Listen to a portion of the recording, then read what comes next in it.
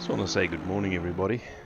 I'm still trying to wake up. I made the mistake of going and lying down for 2 hours, and it seems like it has hurt me more than it has done me good. But good to see there's still something happening on the chat this time of the morning. Yes, it is the graveyard shift, and it does seem to look like my fellow commentators has succumbed to the illness of sleep, and looks like I'm alone in this graveyard shift.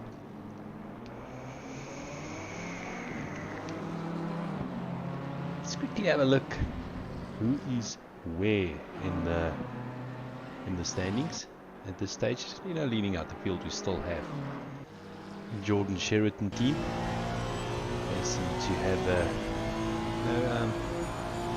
kind of found them where we left them. Second place, Ethan Lacuna. So we have a look at the back rear wing of the Zodiac Racing Audi. So they're still going strong. I think we left them in third place, so they have moved up to second place now.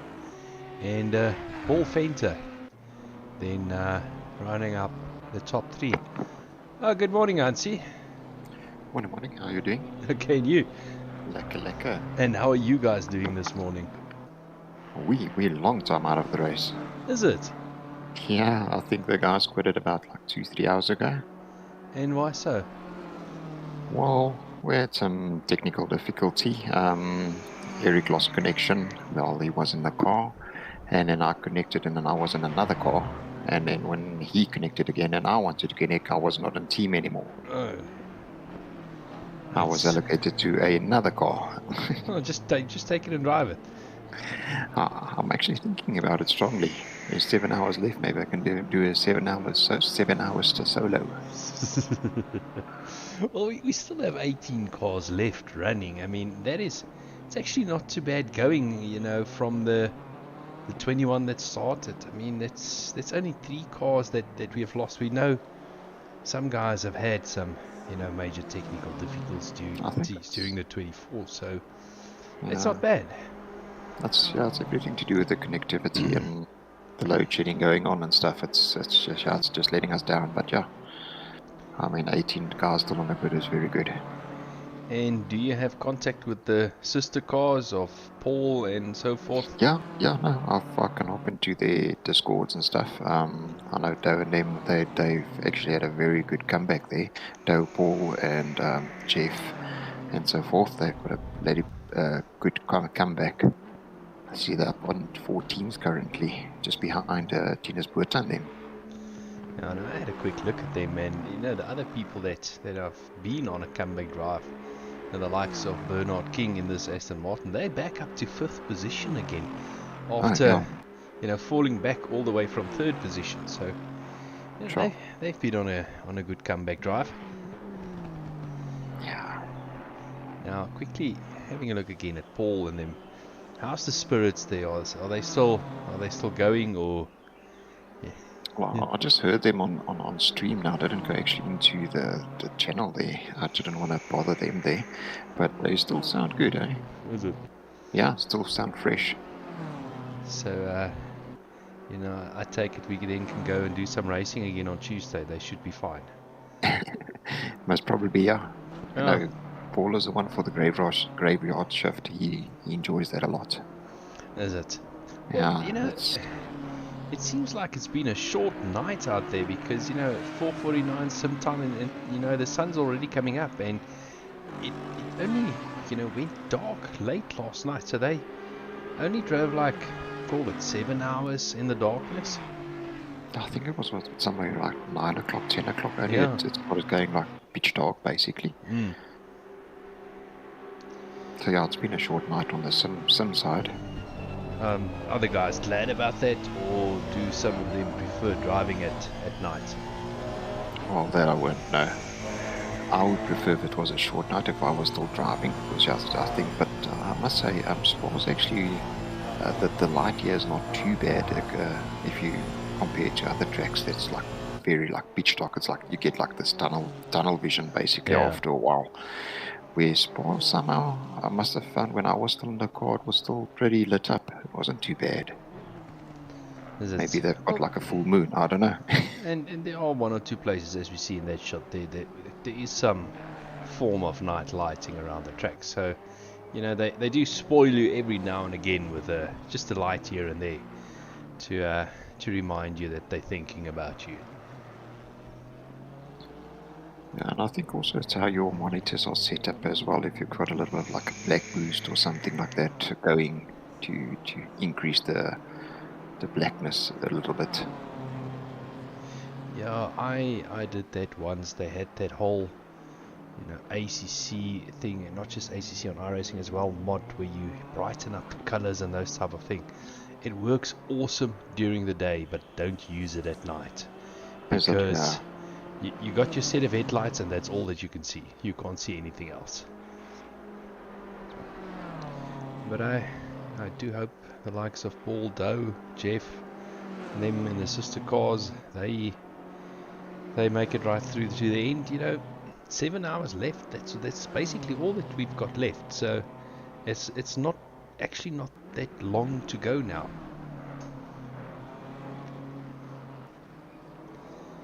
But the other thing I just wanna, what do you guys think about the leading car at this stage? I mean, the likes of Jordan, Cody Sherritt, with Luke Addison. At this stage, they are 6 laps ahead of second place Ethan Lacuna. I mean, that takes some driving. Oh, that's decent, sure. That's I don't know how those guys are that quick. It's still, when you look at their best lap time, 2:16, last lap time 2:17. So I mean, that's flying. It's really it's like 3 seconds, more than 3 seconds faster than second place the lap. Yeah, I mean, Jordan did on lap 4:24. Last lap he did a 2:17.3, and me, Ethan, he's doing 2:20.8. So you're correct. It's basically 3 seconds. Yeah. So they are absolutely running away with this, and you know, we don't wish misfortune on anybody, but it's actually the only thing that can stop them if they run into technical difficulties. But so far, smooth sailing for them. Third place we got Paul Fenter and team. They've also been going pretty well in one of the logistical nightmare cars, so they've got a good showing. And then fourth place we got Tariq Adams and team. I think this is the Simt Real car that's also racing at Rage. So fourth place, not too bad for them, you know, considering they're racing outside their comfort zone in unknown rigs that they've not used before.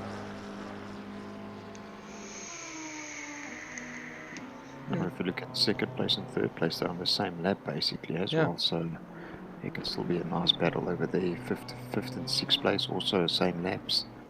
Yeah. So yeah, there's still some fights out there.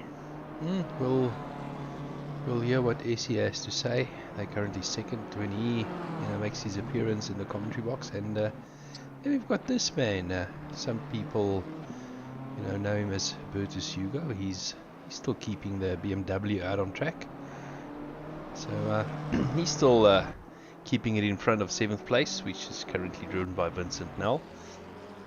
So you mentioned that you like the graveyard shift, and there's other people out there that absolutely hate it because there's so very little going on during the early hours of the morning. We were still chatting and guys were still keeping us company, but now all has gone quiet. I think the only reason why I like it is because you can get into that zone and just focus. I'm also, when we're in comms boxes and stuff, I don't like chit-chat and people chatting away. Yeah. I don't know, it's just, I like the quietness and just to get in on track and just focus. Just be in that zone, and yeah. We spoke about it earlier on, getting into that zone, and you get actually to a point where you don't want to get out of the car because of the fact you're in that zone. Mm-hmm. And you just make those laps tick over and tick over. You got into that rhythm, and everything is just working, and you actually don't want it to stop because you're afraid that something might go wrong. But at this, especially when you go out of the pits, it's always that you've got that risk. You're not completely warmed up, in line and focus and stuff. So the first couple of laps, it takes some time to get into the zone. And it's like you say, when you're in the zone, you don't want to actually get out of it. Yeah, you don't want it to stop, and that's when you also can run the risk of overexerting yourself and doing too long a stint. But I suppose if it works for you, it works for you. There are some of these guys that are used to doing very long stints, and they prefer doing those long stints. But at this stage, the LTR by Chic car still running in 9th place, and I see the field is relatively spread out, so there's no real close battles to really speak of. I mean, the closest one is actually that I can now see is Paul Gerber being 14.7 seconds behind Tinus Buerta in 13th place. So maybe Paul and them are trying to do something about that gap. Morning, Dylan. Yes, we are back. Dylan says he's in the car next. So Dylan, will you guys be pitting anytime soon? Let's see if Dylan can give us some behind the scene info when that car will be pitting.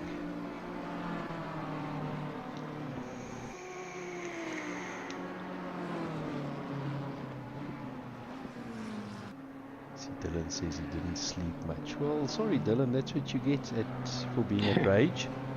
I've also haven't slept much. I slept an hour quickly and then I was up again. I think the sleep did more bad than good.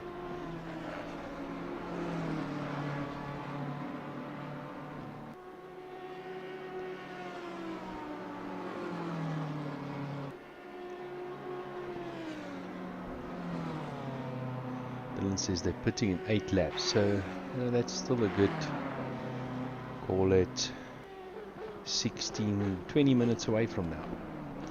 So Flip, if it is Flip in the car. Yeah, Flip is current in car 118. Yeah, but they need to make things work, so they actually at a point where they started sharing rigs. So it's one of those things to make it work. So I know there was a stage where they had to let somebody else drive on Flip's name to make it work.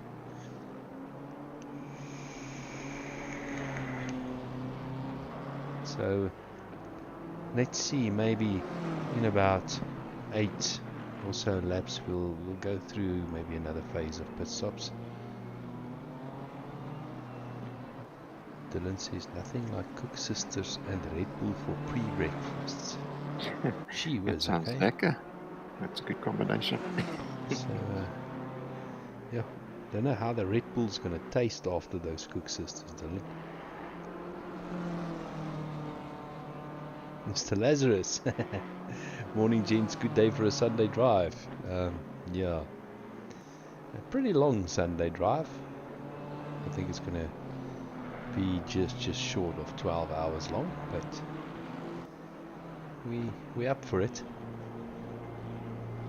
Interesting to see how many people are still active at this time of the morning, and I think it's also a thing to try and keep themselves going and motivated.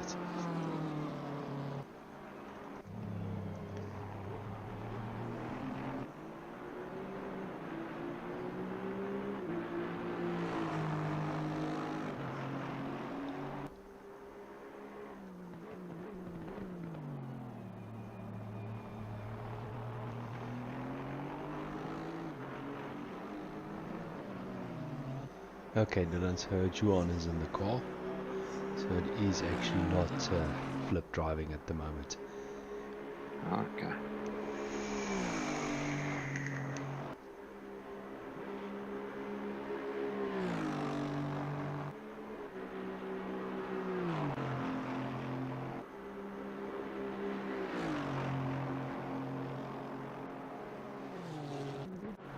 See, Hertz is trying his utmost best to bring down that gap to Bernard King in front of him.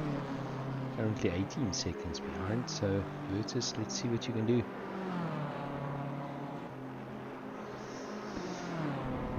I think my fellow commentators that were chatting away, they've disappeared. They no longer with us. I know some of them had long days yesterday, so maybe they glitched out for a little while.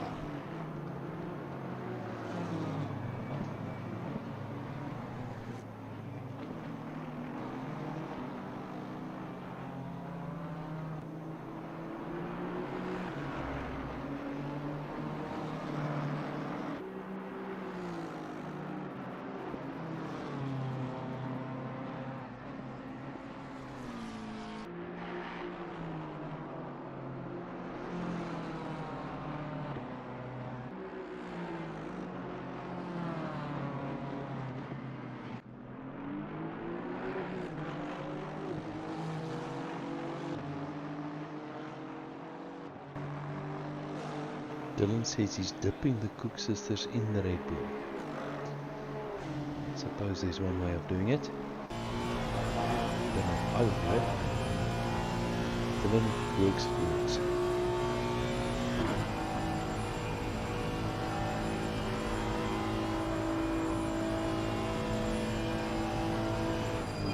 What do you call a Cook sister dipped in Red Bull?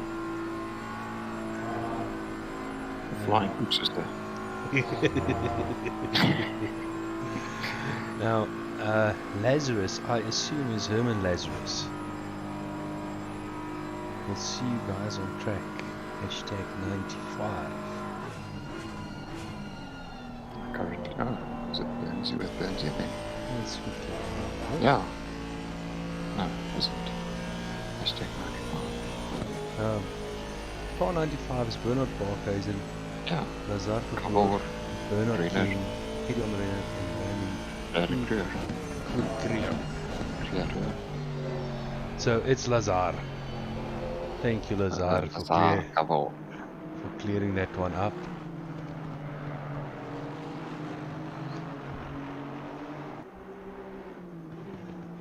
Now we know who we're talking to.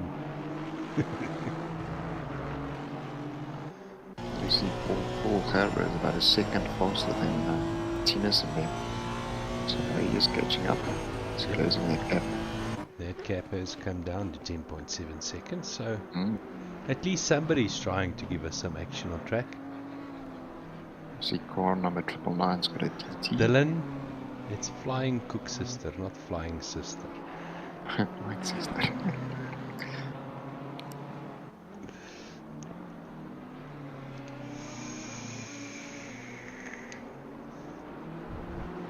Come on, we need at least someone to give us some action on track. We sleep deprived. We need to stay awake. So, Paul, our money is on you to make something happen in the early hours of the morning.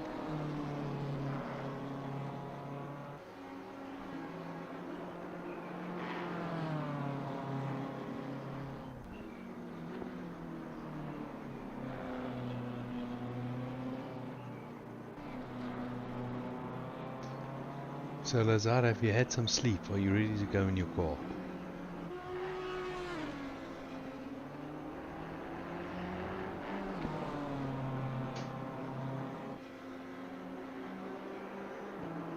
See if he answers us and if he is getting ready to get in the car. I see a couple of guys are doing pit stops.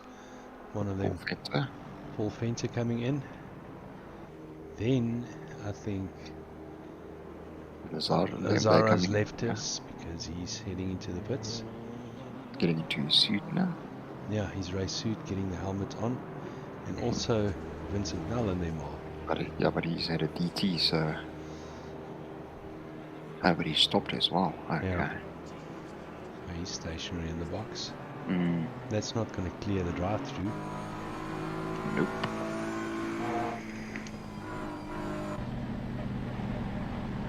Bernard's still on his way to the pit box.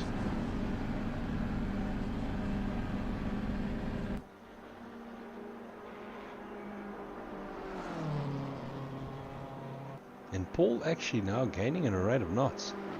And if you look at his last lap times at 2:20.6, Tinus Buerta, he did it. Yeah, he did it 2:23. No, he is flying now.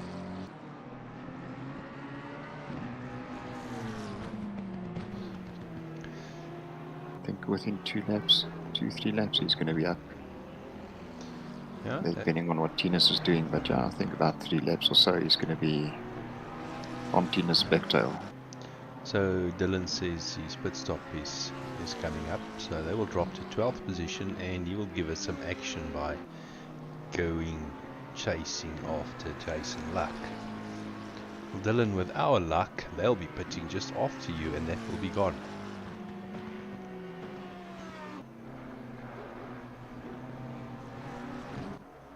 Vincent, Nell and them are still in the pits, so don't know what's going on with them. Car still stationary.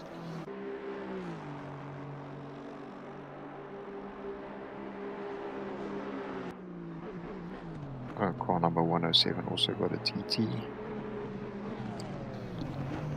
Yeah, I think after this 24, I must go and have a serious ACC install on the PC.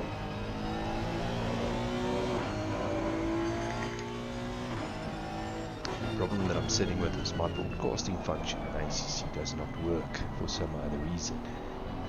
Okay. And that's why I have to make use of ACC TV to put the information on screen. And they say the only way to fix it is to do a full reinstall of ACC. Really? Okay, cool. Well, it's always a good thing. I actually want to do a full PC reset. Same, yeah. But I've been using it so much this past couple of months that there's just not enough time to do it. Between work and everything else going on.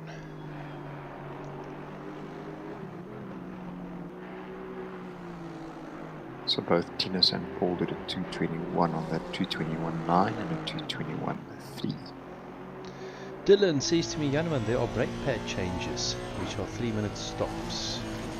We did hours and 12 hours. Yes, Dylan, we forgot about those brake pad stops, so might be that they only going for new brake pads now.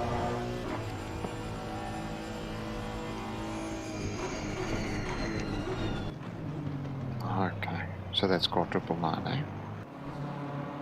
Yeah, so, but they still stationary, so let's see. See also Tariq Adam and them are coming into the pits. Maybe a driver's change and so forth, but thank you, Dylan. Dylan saying you're welcome. We'll keep an eye on, but I think they're going past the 3-minute mark now. So it does seem like it's the next phase of pit stops. A lot of cars diving into the pits to top up on fuel, maybe new tires, maybe a driver change to get the guys going again. But that 999 car still in the pits, so I'm starting to put my doubts on that brake pad change.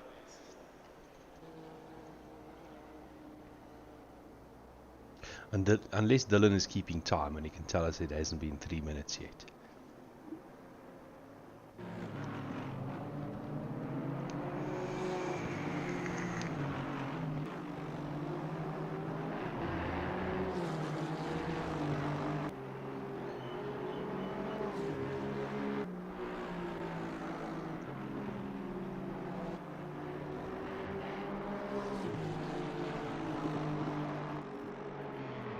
Dylan says almost.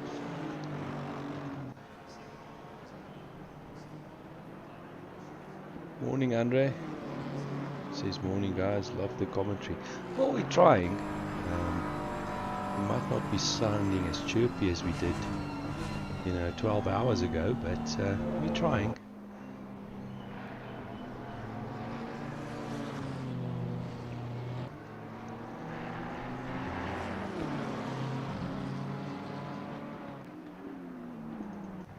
Have a look. 999 car still in the pits. Yep. So still stationary.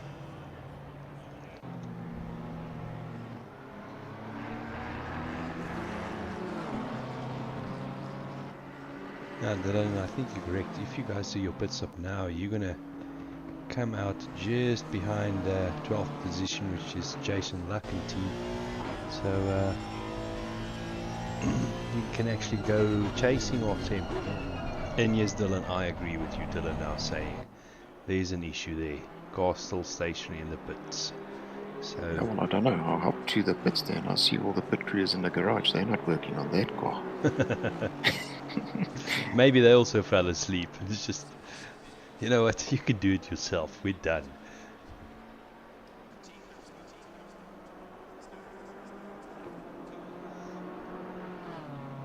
Paul Gerber's got Tinus in his sight now. Yeah, only 3.3 seconds. I just want to get rid of this. They are doing matching lap times now. Tinus has increased his pace slightly there. He did a 2:28 and Paul did a 2:27. 2:20.8 and a 2:20.7. So they are matching lap times, but yeah, Paul has got him in sight. Maybe Tina's got the memo and said, listen, well, they're all sitting in the same voice, so... Oh, so they're on the same voice channel. Yeah, I just dragged Tinus because he was sitting all by himself, so I just dragged him into the comms there for car 69, so they were sitting in the same voice, so you can tell him, hey, move over. It's always handy to have. Gone into the pits actually there. He opted into the pits, so yeah. Paul has jumped that one. So that's a easy pass for Paul at this stage, with the Karibu Networks McLaren making its pit stop, and that released Paul to carry on his merry way. So Dylan, it seems like our money is now on you to give us some action on track. Juan still out in the BMW, so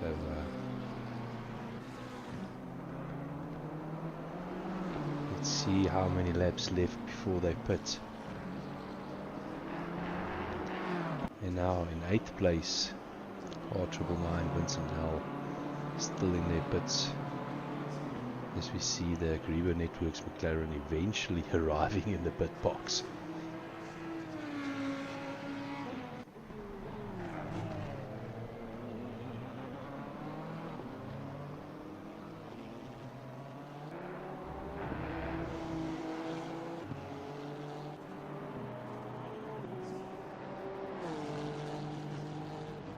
So Dylan says they are pitting on this one. So Johan is going to bring the BMW in, and then I suppose we're going to see Dylan. And I think, Dylan, this is going to be your first stint in the 24-hour race. Gee whiz, man, there's only 7 hours left of the race, and you're only driving now.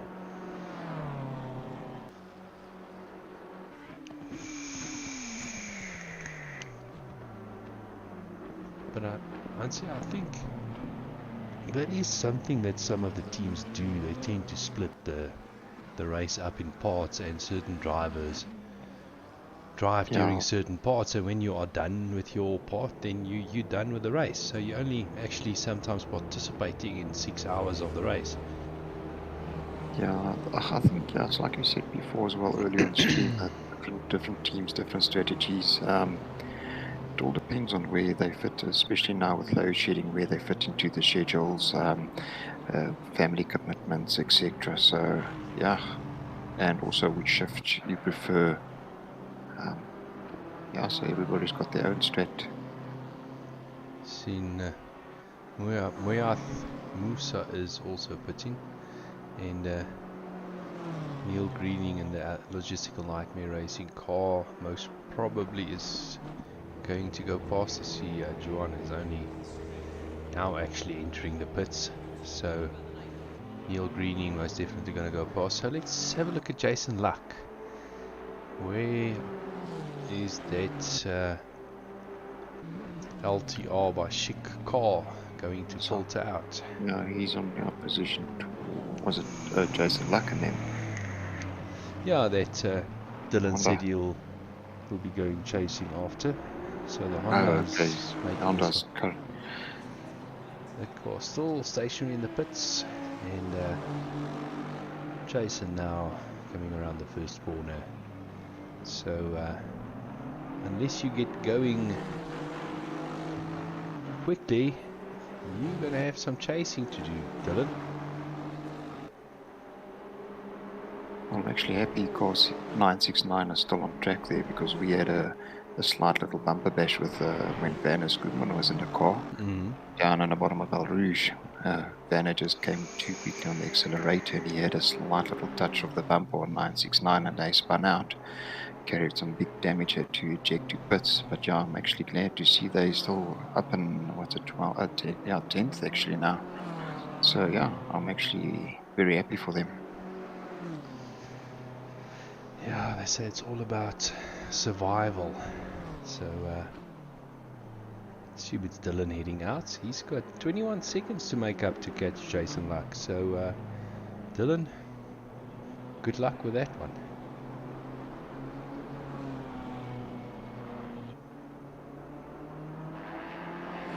It's a little bit further up the field.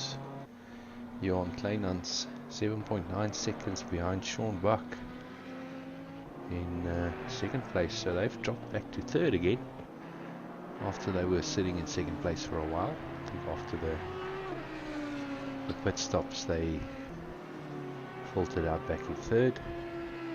And Mark on the stream says hello world. Yeah, kind of feels like that way.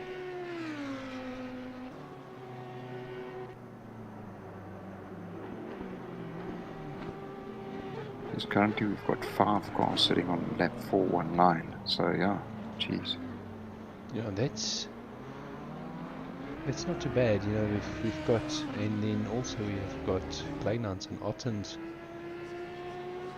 Well, just maybe going past the finish line, but Sean Buck and Kleinans on 4:28. And that's a proper amount of laps.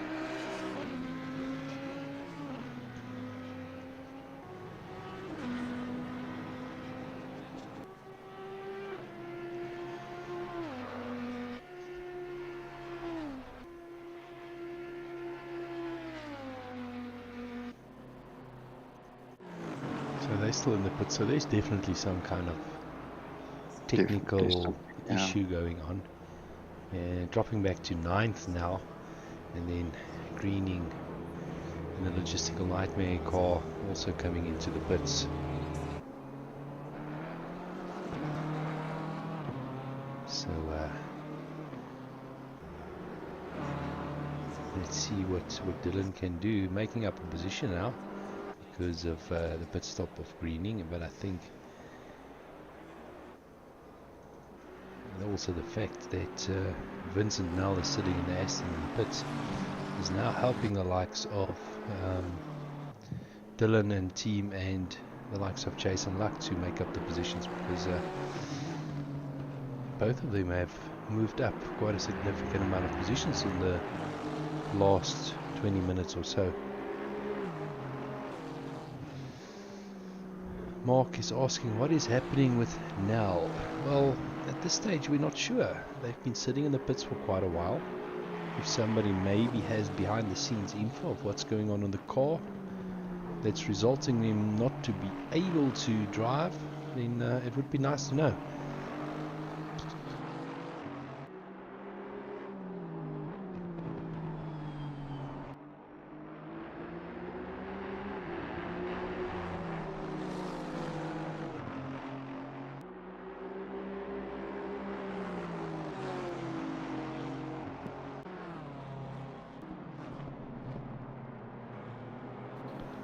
We see Neil Greening coming out only 5.4 seconds behind. Well, driver change happened. It's actually Neil Lee Bouillon, only 5.8 seconds behind Paul Gerber. So let's see if it's a case of Paul being able to open up the gap or Lee closing in on him.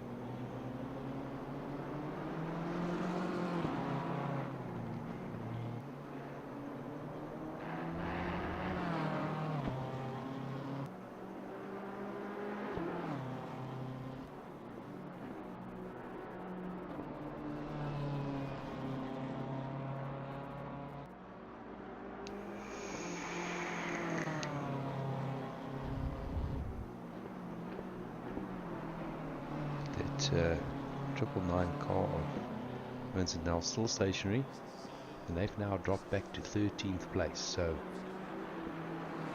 whatever it is keeping them in there, They're dropping rapidly now. they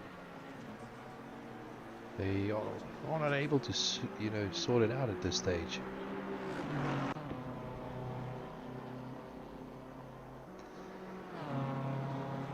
See what happens when Lee builds sufficient tyre temps and so in the BMW, but at this stage it does seem like Paul is opening up a bit of a gap. Let's see what happens after all the PSIs are what they should be. And further up, third place, Kleinons also dropping a little bit further back from Sean Buck.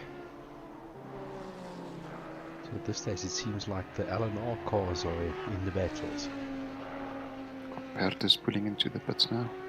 So maybe Bertus is now actually done with his stint.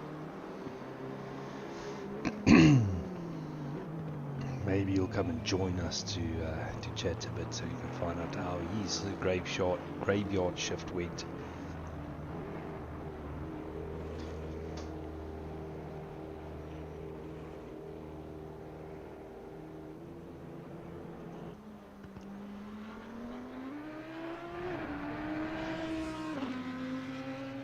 Oopsie. I think first place car Luke Addison had a mishap or something.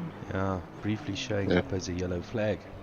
But his car's also carrying some damage there, front end damage. Maybe they had a little bit of a moment.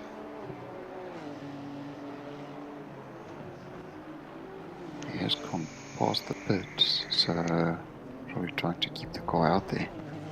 Well, I think, you know, at this stage when you have a lead of 7 laps, you know, if the car's not feeling too bad, and we'll go with him on this lap to see what the lap times are. You know, if the lap times aren't too bad and the car doesn't feel too bad, so you might as well keep it out there until the next pit stop.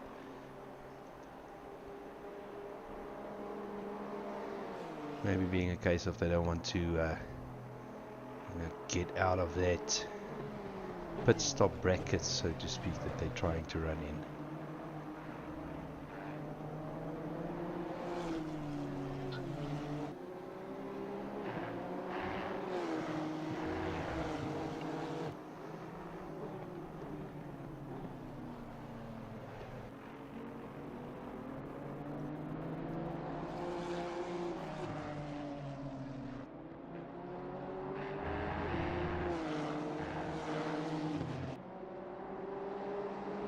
Well, Lazar picking up a drive through. Paul entering the pits. That's not nice. I mean, they're trying their hardest to be on the comeback drive, and drive-through is not going to help them all that much.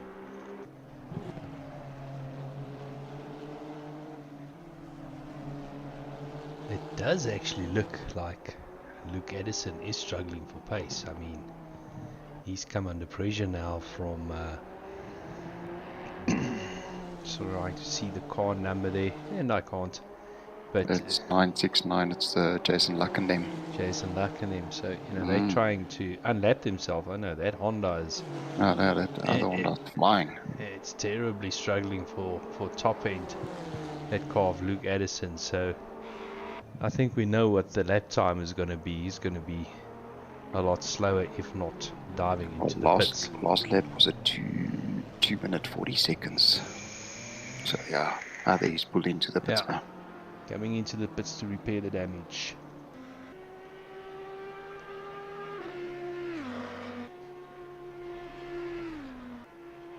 See, Glashagen has taken over from Bertus, so yeah. So Bertus has had enough. No more.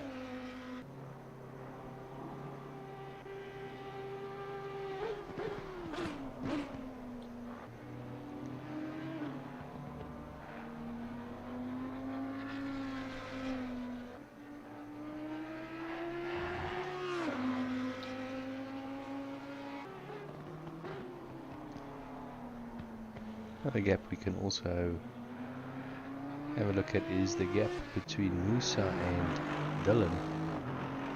been only 9.4 seconds behind, so can keep a little bit of an eye on that one to see if they can close that gap.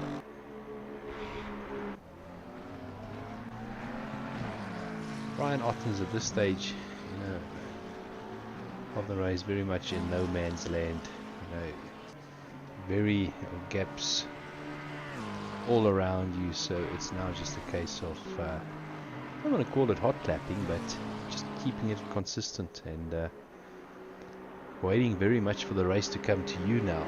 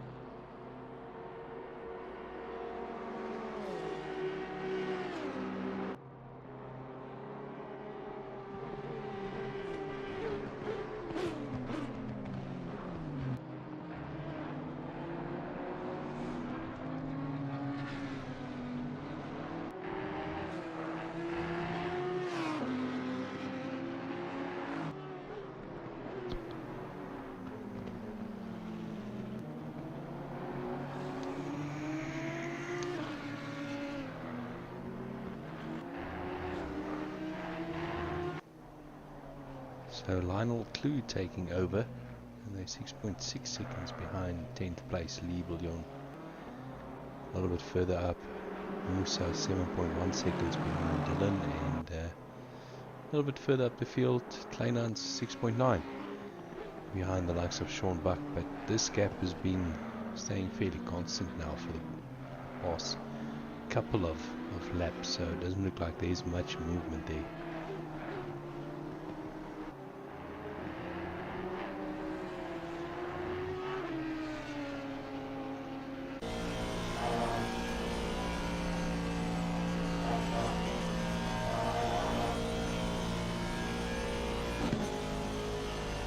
Dean Cabasa saying mark in to the car.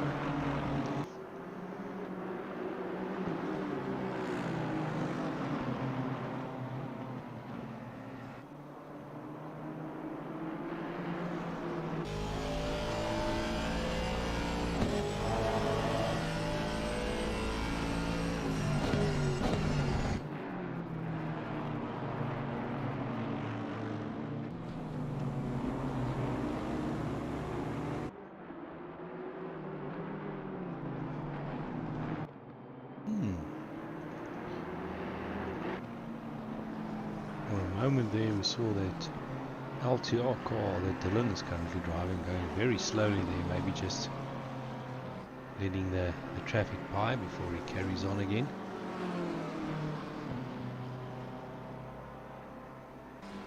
And actually Musa passed him, so I don't think it was just traffic. Maybe Dylan actually had an issue there, but I don't at this stage really see any damage on the car.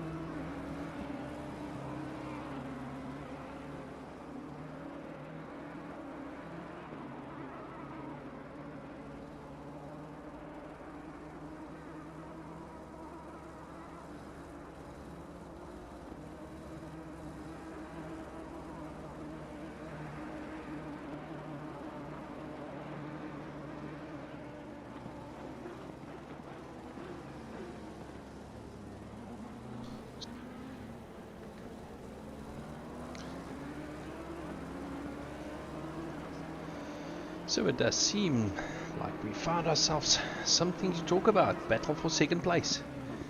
Yeah, I'm also watching that battle there now. Kleinant's only 1.3 seconds behind Sean Buck, and then Jeff Hancock's only a second behind Tinus Buerta. So they're going to give us some early morning action.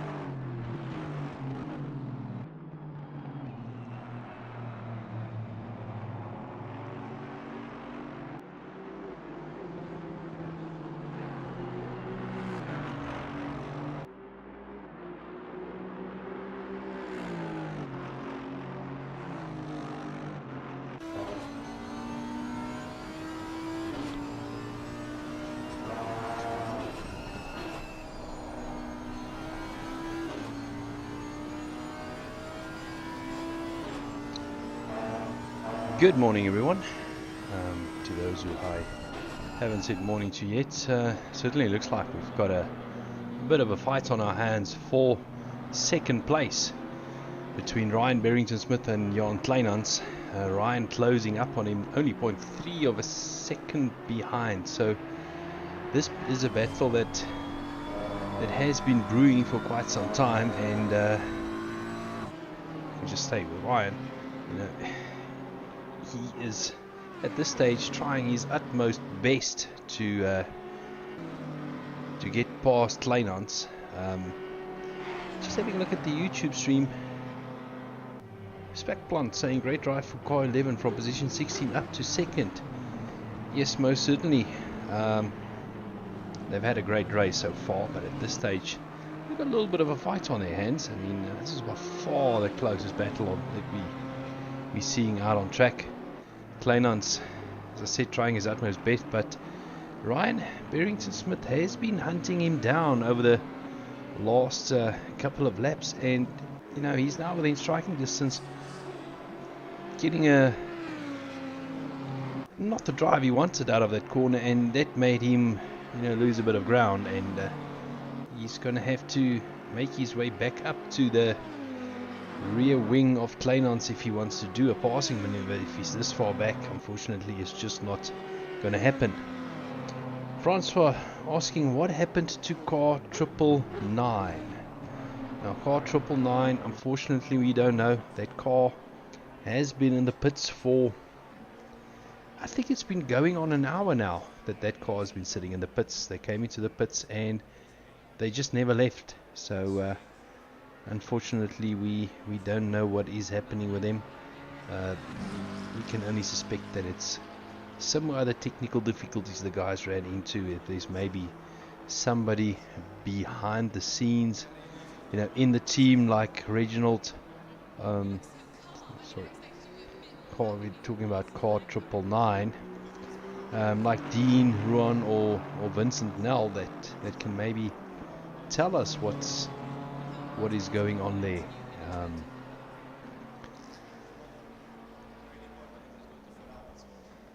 In terms of,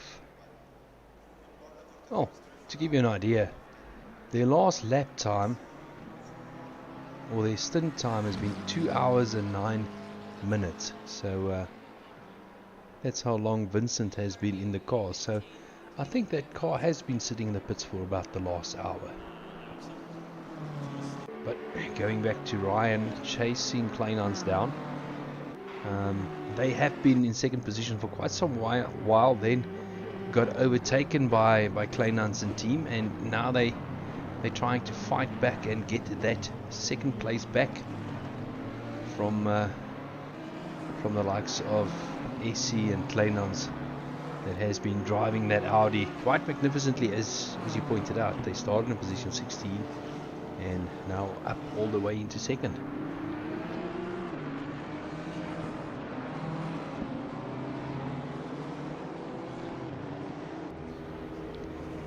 So we see Kurt Glassachen making his way into the pits. So I think we're now in our second or another round of scheduled pit stops. We also see 9th position Flip van Zyl coming into the pits, as well as Jeffrey Hancock's. So will have to remain to be seen if they're going to do driver swaps, if they're just going to stick with the drivers that they have in the cars currently. So we see these guys making their way down the pit lane, and just absolutely taking forever to get to your pit box. But back to this battle between Kleinhans and Ryan Barrington-Smith, and you know, Ryan closed up right to the rear wing within 0.3 of a second, but now he's dropped back a bit again to 1.3 seconds, and now the gap is remaining kind of stable, not really making inroads into the 1 or so second lead that Kleinhans built up on the previous lap.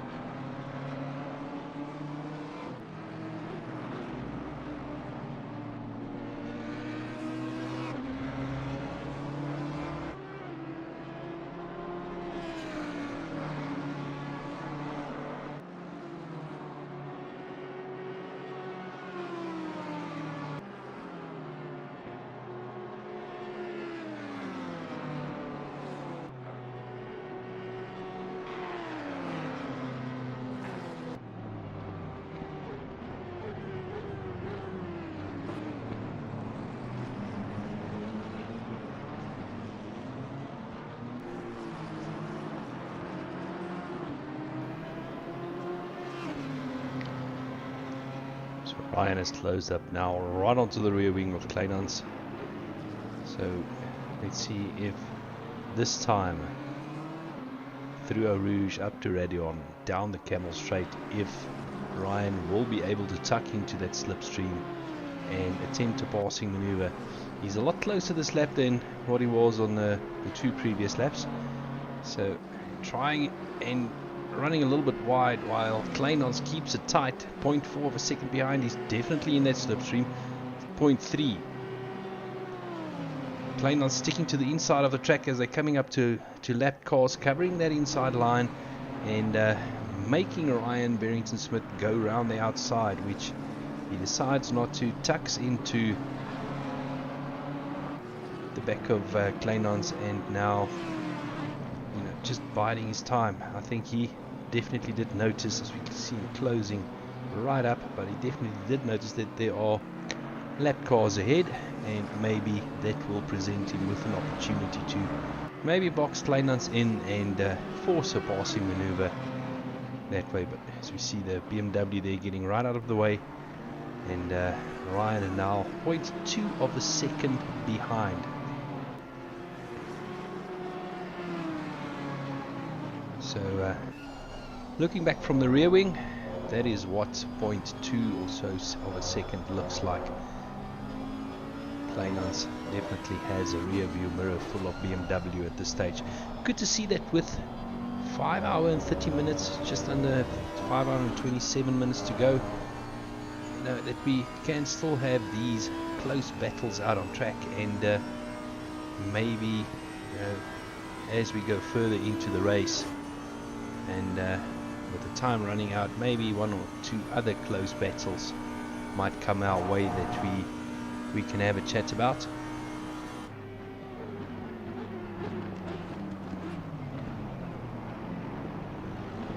Ryan again tucking into that rear wing. He's trying to do the switchback. They're going to go side by side, and Kleinans cleverly keeping to the inside, so he's going to have the inside line on the first corner, and now Ryan will try and pick up that slipstream to try and pass him going down the Camel Straight.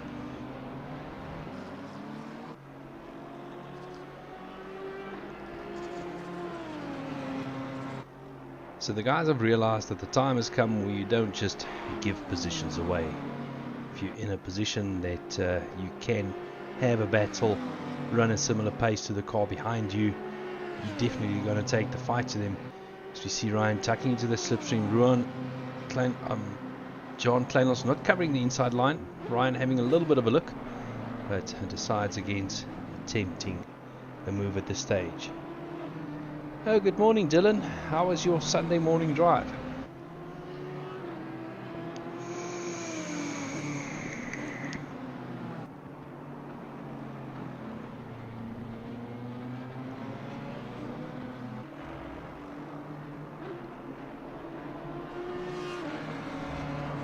So now we can see over the last lap or so, Ryan has definitely shown his intent to get past Kleinans, but Kleinans willing to take the fight to him and now start battling it out for the position.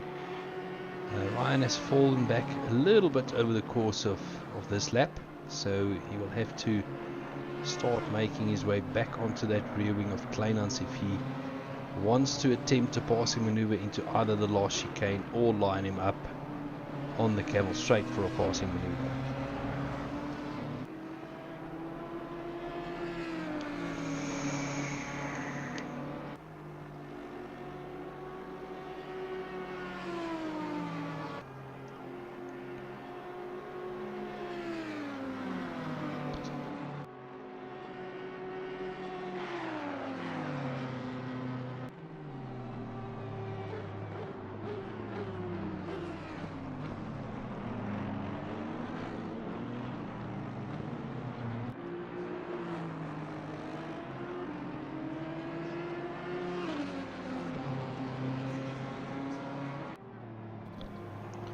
Well, Dylan, you know, if you can stay out of the walls around Spa, you've done very well. I think I picked up one of your mistakes where you were going a little bit slowly, and I wondered what went wrong there that made you lose that position. As we see, Kleinhans, he pulled a little bit of a gap again. The gap has gone up to 0.8 of a second.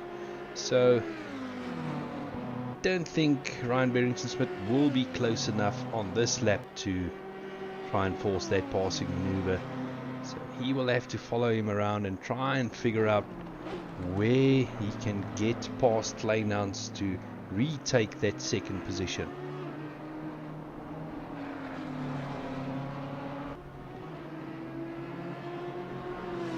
Okay, so Dylan's sharing that they are trying to do a little bit of fuel saving, trying to save a pit stop and see if they can gain 1 or 2 positions that way. But Ryan back onto that rear wing, 0.2 of a second behind Kleinhans. He's going to try and line him up for that pass. As I've said, they have been swapping positions through the pit stop phases, so they are definitely racing out on track, overcutting, undercutting each other, and now it's come down to the battle on track, where Ryan has to make his way past Kleinhans if he wants his second place position back.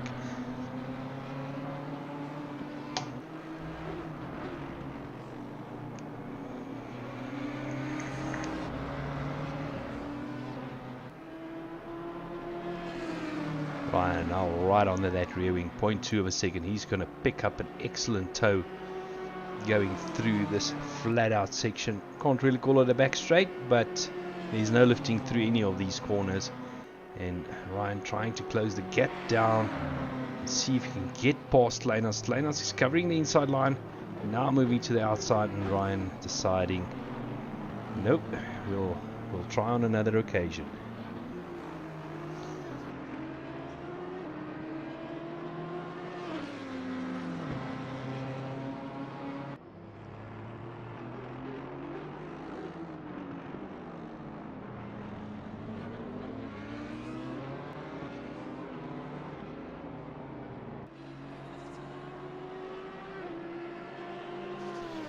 And again we see Kleinhans getting a much better drive than Barrington out of that first corner, and that results him to pull away to 1.5 seconds, eke out just that little bit of a gap to give himself a little bit more breathing room and maybe just a little time to relax before this battle starts all over again.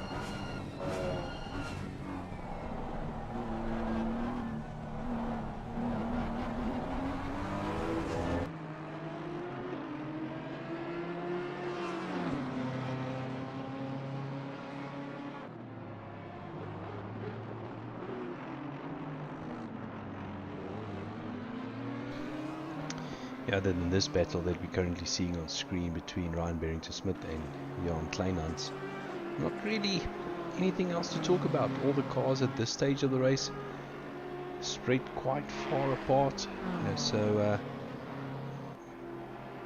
at this stage they most probably working on strategy, see how many pit stops they still have to do until the end of the race, trying to minimize those pit stops. We heard from Dylan a while back on the YouTube stream saying that you know, they're working on reducing a pit stop, so they most definitely trying to work out a strategy till the end of the race. But Ryan now closing up that gap a bit. We saw him falling back over the previous 1 or 2 laps, but he's closed that gap down to 0.8 of a second again, and maybe just taking a little bit of a break, and now trying to take the fight to Jan Kleinhans and try and retake the second position, where these two cars have been swapping that second and third position for quite some time now, throughout the course of the night and in the early hours of the morning. But Ryan now right under that rear wing, maybe braking a little bit too late, causing him to lose a little bit of time there, but he's trying to line up Kleinhans on this next section to make that pass stick at the bus stop chicane. Jude, good morning. Mark saying that was a painful stint. Why, Mark? Are you a bit tired at the moment? Or was there other reasons why it got painful? But yet again, we see Ryan not getting the drive that he wanted, falling back to 1 second behind Kleinhans. So no pass will be made on this lap, I think. We'll have to again try and get that drive out of turn 1 to line Kleinhans up a bit through Eau Rouge, up Radion, and then see if we can tuck in behind him under his rear wing down the Camel Straight.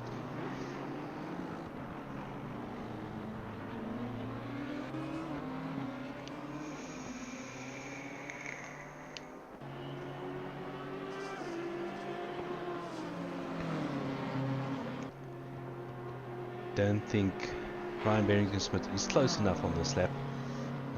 He will have to regain the ground he has lost, and as they make their way down the Camel Straight, you can see one of the cars that they will be lapping soon further down the field. So let's quickly have a look at the field. Before we look at the field, Mark said tires were cold and had no grip. Dylan said Johan made a mistake at the bus stop. So Dylan, who is driving at the moment in the car? So let's quickly run down the field. Leading it out still Cody Sherritt, Jordan Sherritt, and Luke Addison, followed by our battle that we've been watching, Kleinhans and Ryan Barrington-Smith in third. Tariq Adams and them this stage quite comfortably sitting in fourth position, trying to close that gap down to the second place battle. Fifth place we've got Kurt Glashagen. Sixth place we've got Lazar Cavor. Also at this stage, you know, on a bit of a Sunday morning drive. Then Dean Kabasa in 7th place. 8th place we've got Gregory Carney. 9th place we've got Lionel Clue. Then we've got the luxury or the LTR by Sheik car in 10th position. That's rounding out our top 10. Andries de Pree in 11th. Tinus Botha in 12th place. Doe Gerber, they are currently running 13th place, so they made up quite a bit of time. Graham Moll in 14th. Then Sebastian in 15th place. Steve Fensom in 16th. Reginald, that joined us in the commentary box also a little bit earlier, they are running 17th and 18th place. Still in the pits, but still on the timing sheets, we've got Vincent Nell and his team.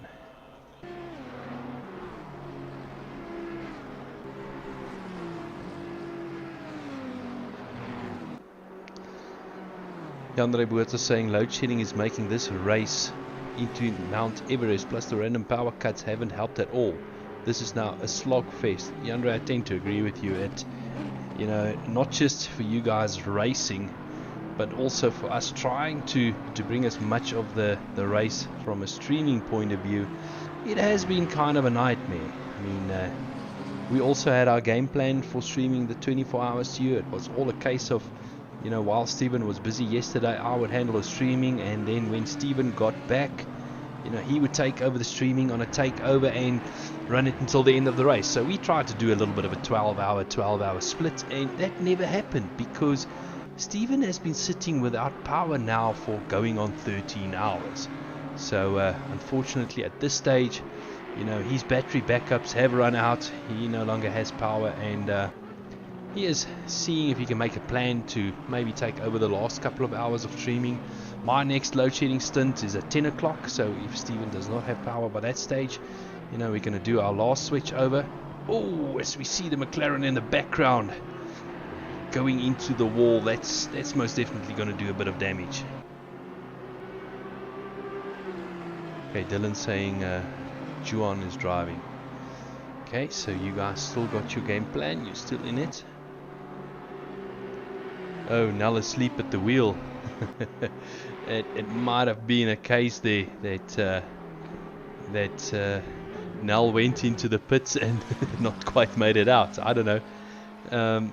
If I'm not mistaken, the car actually came to a halt on track and got towed back to the pits. So that happened, you know, just not that long after. You know, I think that, I know I said an hour last time, but I think that car has been sitting in the pits. Let's quickly have a look at the stint time. If we can have a look at that, and maybe I can give you guys, well, let me put it to you this way. Let's quickly just get a calculator here because I'll have to work this out.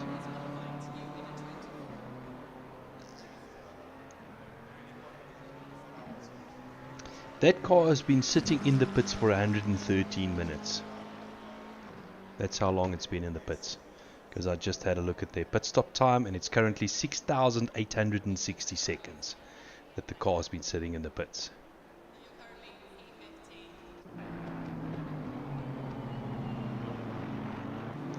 And that was only a pleasure. We're trying our best. You know, as I explained a little bit earlier, it didn't go according to plan, so we also need to, same as the guys out on track, you need to make a plan to try and keep the stream up. We also had a server disconnect in the very early hours of the morning, just before we switched off for a 2-hour break. That was kind of strange, where we just got disconnected from the server. So we're not the only ones suffering disconnects and mechanical failures, so to speak.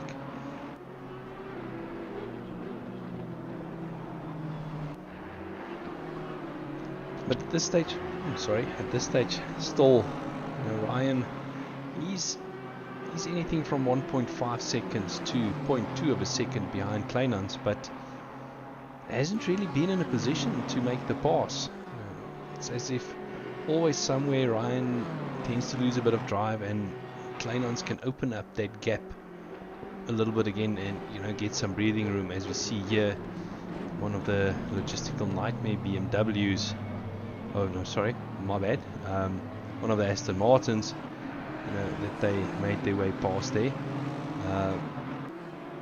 you know, just affecting the gap a little bit.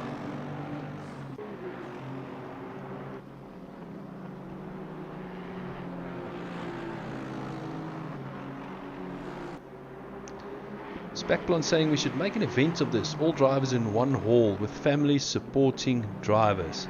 Spacklon, I agree with you. Who just arrange somebody to supply the electricity, please, then we can do it. Oh no, that was Ryan Barrington Smith going into the wall. Ryan has lost it. That BMW will have to be towed back to the pits. Does not look like it has got any steering on it. So towing it back to the pits, and it's one way of ruining a battle. That means Kleinans has been released. He can now carry on his merry way, and Tariq Adams and his team. The team of Tariq Adams, as far as I believe, they're also driving from Rage. Tariq Adams, Christopher Radloff and Ryan Ottens. So that has released that team into third place, and we'll have to see how far the Eleanor car is going to fall down the field, as we've got Kurt Glashagen. He's making his way through Eau Rouge, but he is 2 laps behind, so he will have to cross that start-finish lap line 2 more times while Ryan and team sit in the pits. So, just an interesting fact, Tariq Adams, third place now, 22 seconds behind Kleinans. So they will look into trying to close that gap down to second place. But all of a sudden they find themselves on the podium.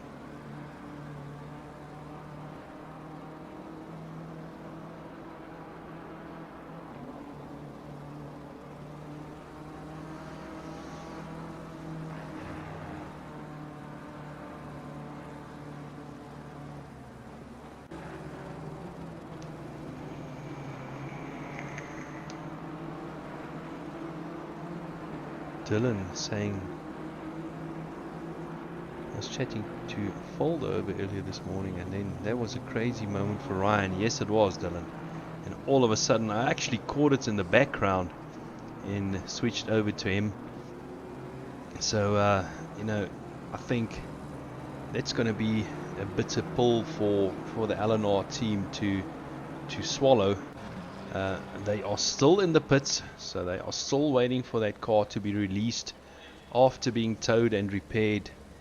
And at this stage, I think we're going to see the likes of the Kurt Glashagen and them making up a lap on them, not taking the position, but this will allow them to now only have 1 lap difference between them and 4th place. So essentially, each time Kurt comes around, he is unlapping himself from Ryan and team. Now only 1 lap difference, as Ryan is still stationary in the pits.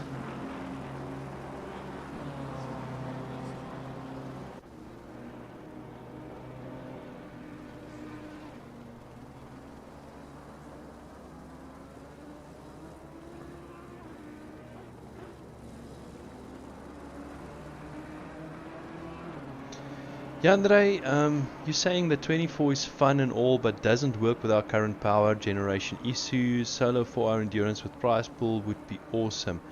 Yeah, Andre, actually me and Bertus were talking about it late last night, and you know, it is things that RaceFace is taking into consideration, and they are thinking about. Maybe come next year we will see slightly shorter endurance races and not necessarily 24-hour formats. Although me personally, you know, I like seeing a 24-hour every once in a while, maybe once a year if we can, you know, because it is just purely a different style of endurance racing to your 4, 6, 9 and 12-hour races. Where is Naglan? That is at Rage, which is currently underway. We've got, as far as I know, 2 teams racing from Rage. This team over here, that is racing the team of Tariq Adams, Christopher Radloff and Ryan Ottens.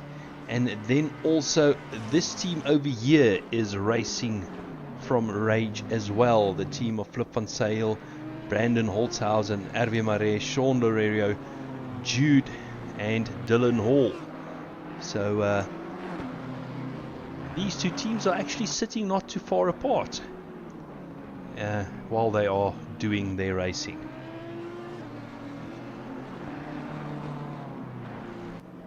So Ryan Barrington-Smith has done his repairs. He's back out on track, but Kurt Glashagen is now on the same lap as them. Although some way behind. I'm just waiting for the timing screens to catch up a little bit to see exactly how far behind they are. But they are now on the same laps as the L&R BMW. And at this stage, Tariq Adams, he has closed down the gap to Kleinans a little bit. That gap started off at about 22-23 seconds, and it's now down to just under 18 seconds. Well, there you go. Spec Blunt Dylan has kind of explained to you what it is. So Dylan, are the people still asleep there, or are they starting to wake up for the final day?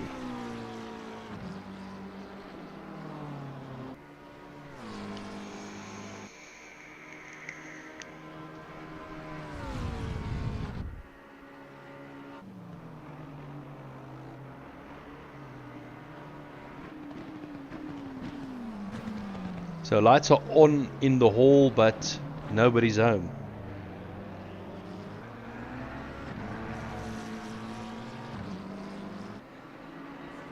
Or you're talking about your own lights, Dylan Hall.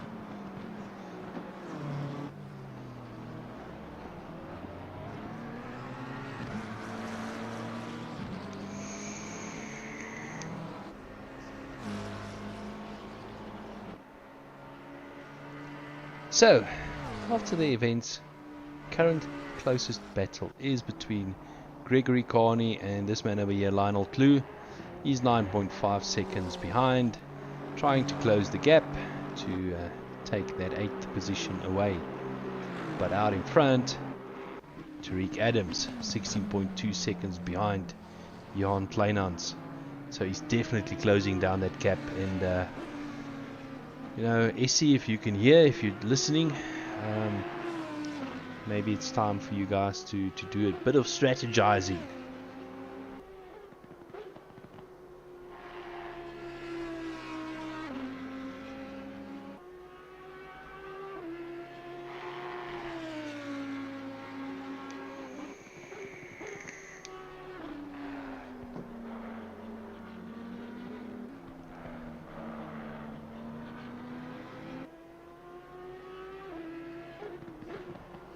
So you're saying, Dylan, it's not a question where you can walk over and pull out the power cables?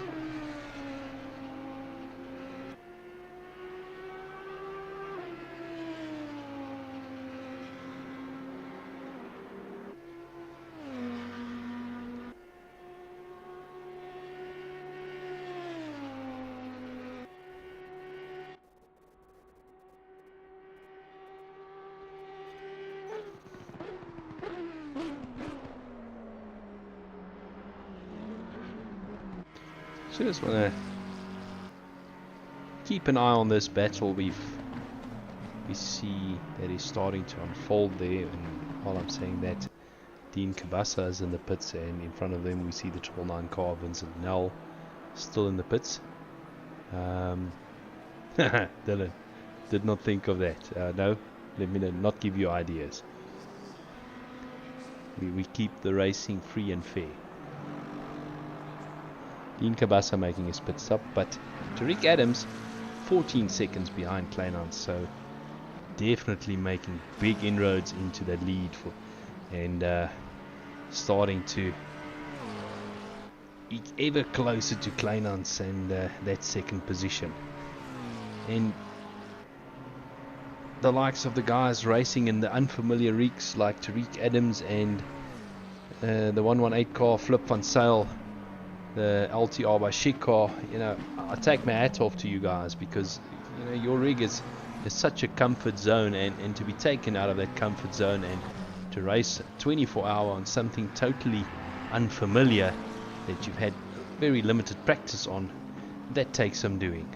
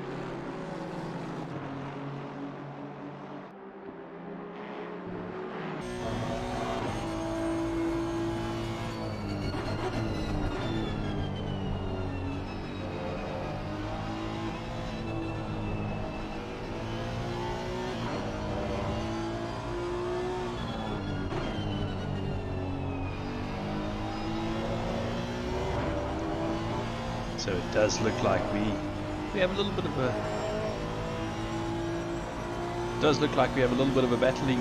battle unfolding here for 7th position between Lionel Clue and Gregory Carney.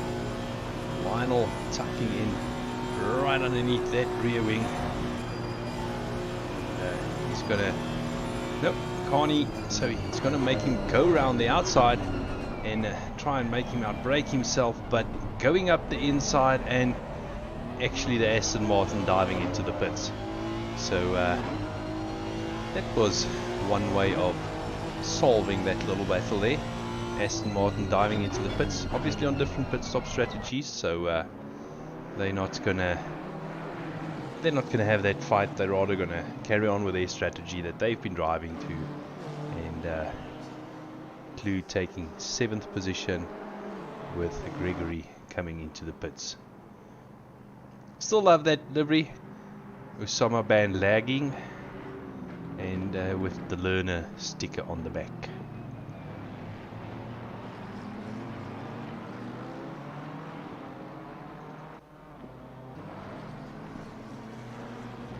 So the LTR by Sheck car, they still making their way around. Currently lying in 9th position, so in that top 10. And out of the 21 cars that started the race yesterday afternoon, just after 12, 18 cars are still running. But car 999, they are still stationary in the pits, and they've been there now for over 2 hours, but still listed on the timing sheet. So effectively only 17 cars are still running. 3rd place, Christopher Radloff has now taken over the driver duties, so they've did their pit stop. So they were gaining on 2nd place, still Kleinans in the Audi, but they did a pit stop, and now they'll have to make that time back up. So they are looking at undercutting the Audi, and by doing so, trying to work out that strategy of how can they beat that car to the finish line. Thank you, Dylan. 14 laps to pit for us, so you are basically halfway through your stint. Not even. I don't know how many laps you guys do on a full tank of fuel.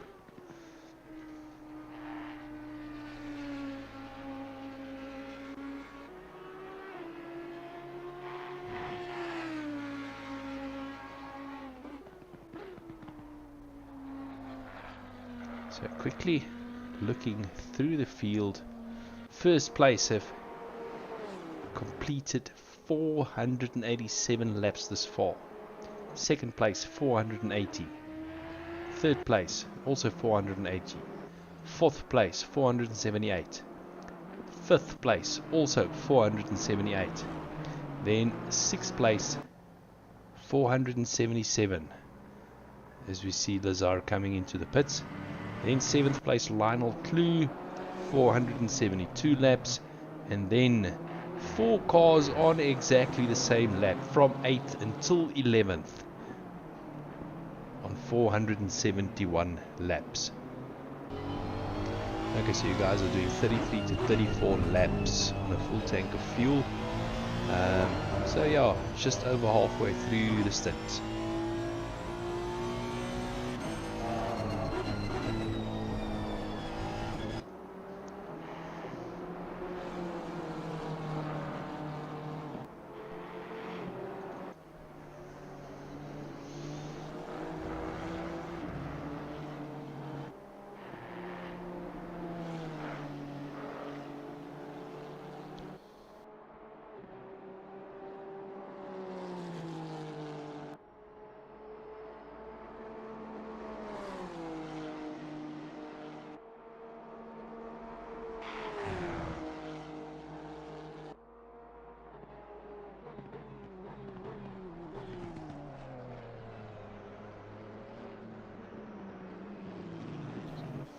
I get you.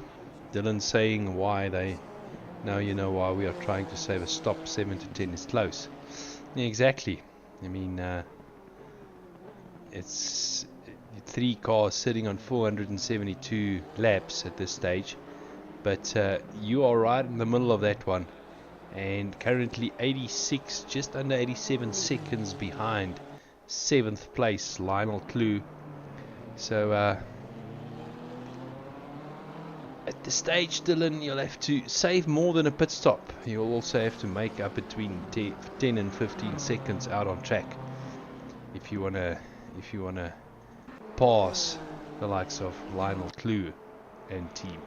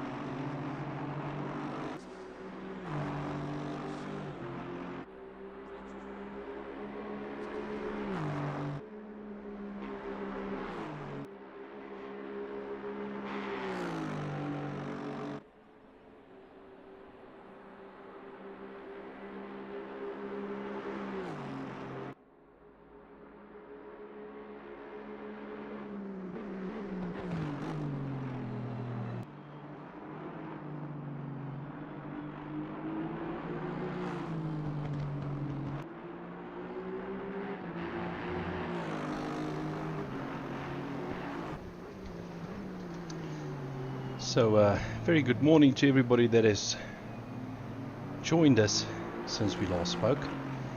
We're sitting with 4 hours and 20 minutes to go. So we are 20 minutes away of having done 20 hours of racing.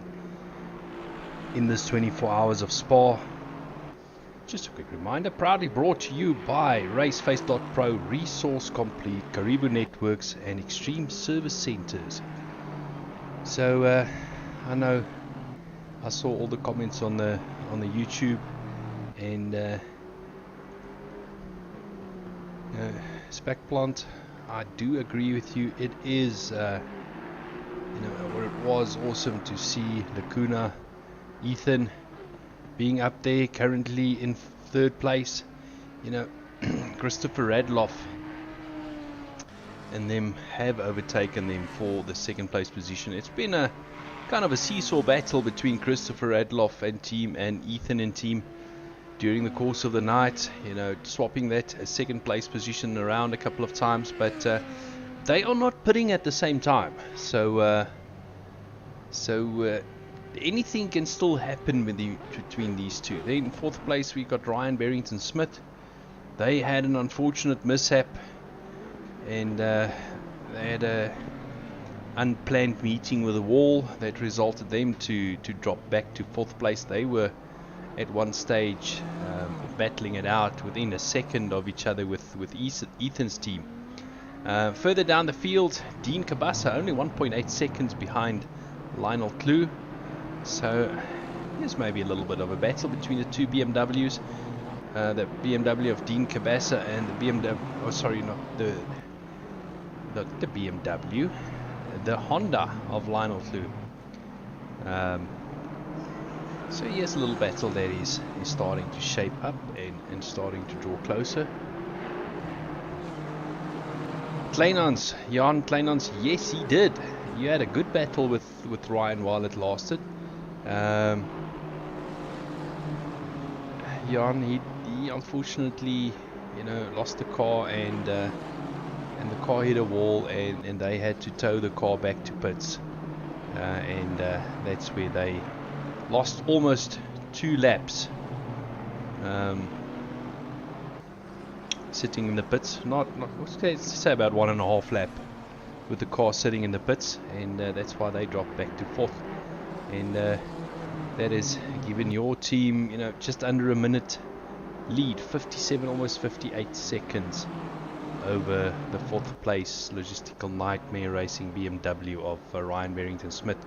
But it does look like Ryan is kind of doing a long stint, where you have been relieved by Ethan.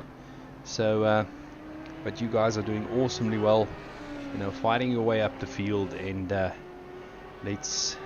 for your sake, let's hope you guys can bring it home in third place. So out in front, still have the team of Luke Addison, Jordan Sherritt and Cody Sherritt. They have done 498 laps, and in second place Christopher Radloff and team have done 492 laps. So that's just to give you a little bit of idea, the lead that has been built up. Looking down the field, the closest battle we currently have on track is the battle of Dean Cabasa against Lionel Clue in the Honda. Dean has dropped back a bit, now to 3.8 seconds. Just a moment ago he was only 2 seconds behind Lionel, but I think maybe lapping traffic played a little bit of a part there, resulting in that gap being opened up a little bit, and now Dean has got his work cut out for him again, trying to close that gap down again. Then we can also have a look at Wilfred Robson. He is 7.2 seconds behind Gavin Scruton in the Karibu Networks McLaren. So Wilfred will be trying to close that gap down and see if he can in some way get that car currently running 12th, the logistical nightmare racing BMW that's currently running 12th, up into a top 10 position potentially. So maybe the guys that are in the race, that are watching the stream, can maybe let us know with 4 hours and 15 minutes left, you know, potentially only having to do 3 pit stops. Have you guys started working out exactly when you will have to do that final pit stop, and will it be a case of then bringing it home, or you guys worried that, you know, the dreaded splash and dash will have to be done, especially in a pit lane like this?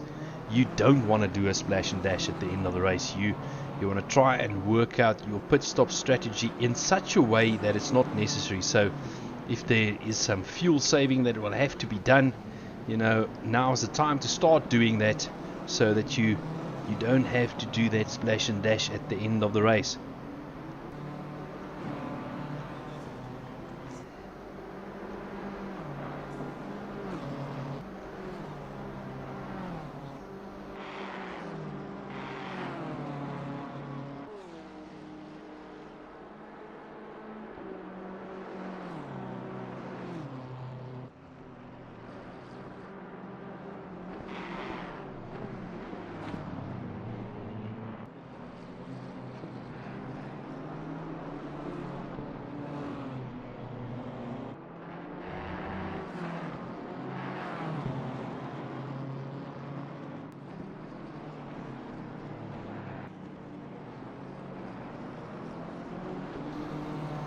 Having a look now at Dean Cabasa making his way around the track. He's 4.9 seconds behind Lionel Clue at this stage. Still trying to close that gap down to the Honda, and trying to take the fight to them. And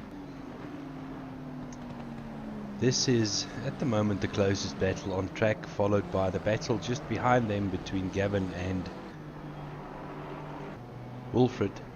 So it does look like, you know, there is a battle for 9th place and 11th place at this stage, although there is almost half a lap distance between these two battles.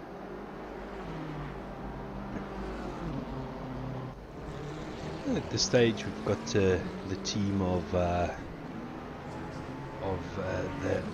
LTR by Chic making their pit stop. Let's see if they'll be doing a driver's change.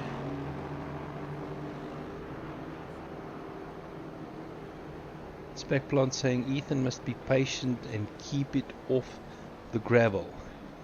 Well, I think that's pretty much the plan at this stage. I don't know how the other teams do it, but I spoke a little bit earlier about, you know, your start planning your final pit stops.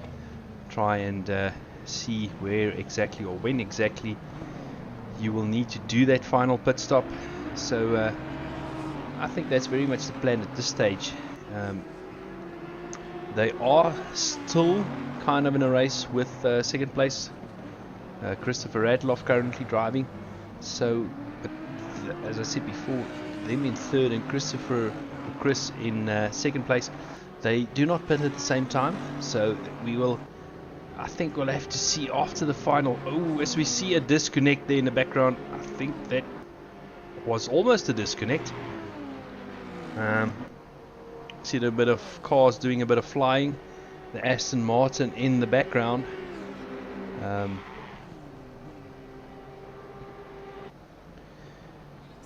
There's 999 Aston Martin I see is still in the pits. And that was actually the number 420 car of Gareth Hawkins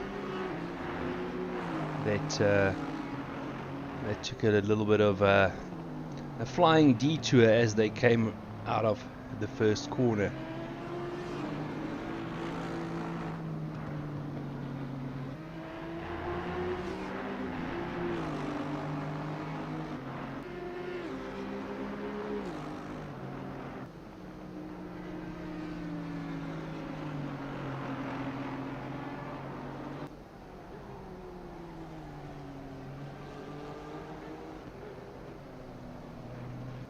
So Wilfred definitely gaining a little bit on Gavin.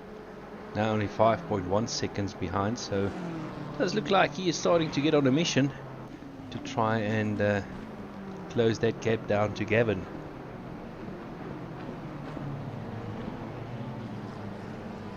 Okay, driver swap, Juan hands to Dylan. Okay, so Dylan is back in the car. So Dylan is in for a stint. Now Jude, I asked the question earlier on, have you guys started looking at 4 hours and 9 minutes to go, you just made your pit stop, have you started looking at how many pit stops are still needed to get to the end of the race, and trying to predict exactly when those pit stops will have to happen?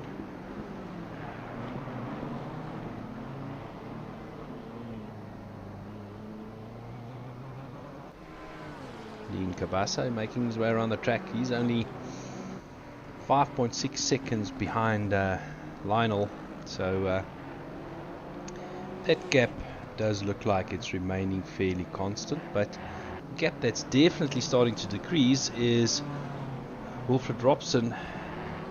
He is now only 4.4 seconds behind Gavin in the Karibu Networks McLaren, so he's definitely starting to rein him in, and maybe over the next 2 laps or so we might see a nice little battle on our hands, depending on when everybody pits, as we see third place Christopher Radloff making his way out of the pits, and behind him he's got a safe margin of Ryan Barrington-Smith, 100 and, well, as the timing sheet started to sort them out themselves out, 100 and something or 200 seconds behind.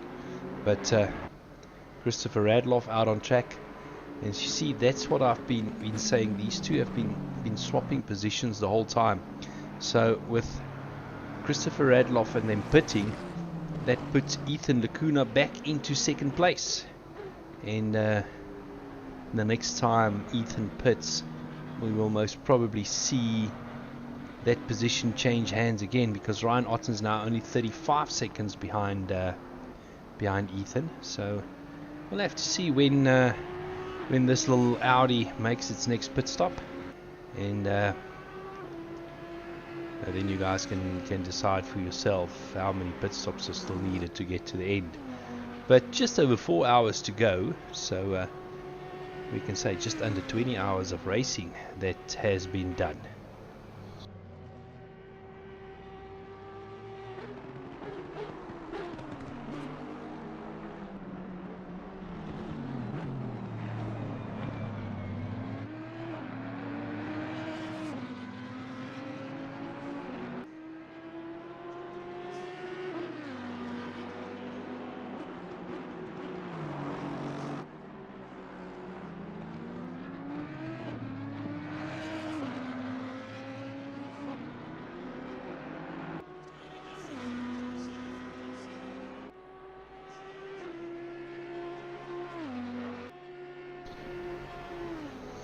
So at this stage, Dean Cabasa, he's falling back a little bit, 7.7 seconds behind Lionel Clue.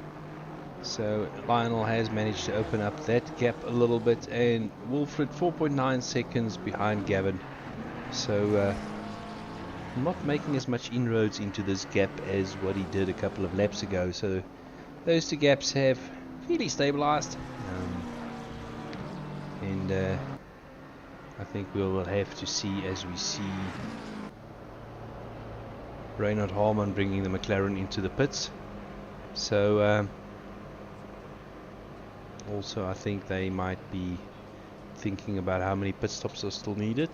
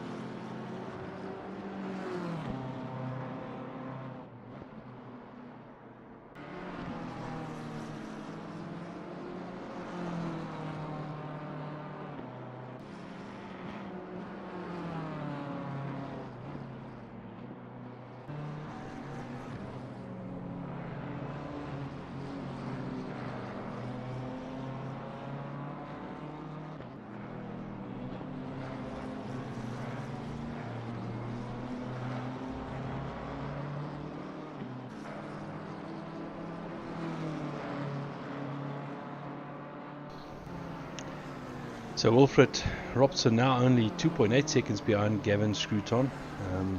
So definitely gaining slowly but surely. As we see Gavin there in front of him coming up to I think that is Dean Cabasa in front of him. So Gavin on a bit of a mission trying to unlap himself, so there will be no blue flags for Dean Cabasa, and Gavin will have to make his way around. But I think in these type of races, you know, the lapping and unlapping, and you guys can either agree or disagree with me on the chat, you know, it tends to be kind of the same thing. You're in your own race, you're not racing or standing in anybody's way if they want to unlap themselves. So as we see Gavin coming up to Dean,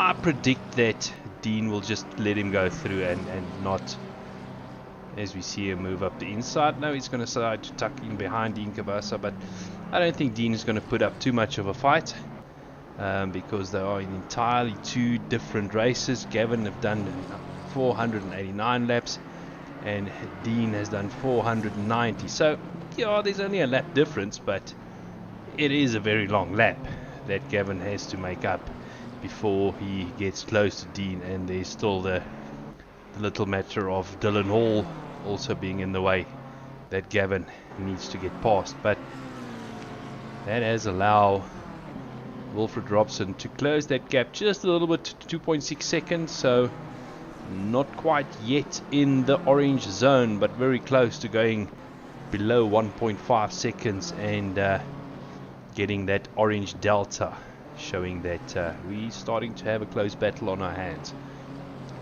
Now 2.3 seconds as Gavin still sits behind the BMW of Dean Cabasa. So after his initial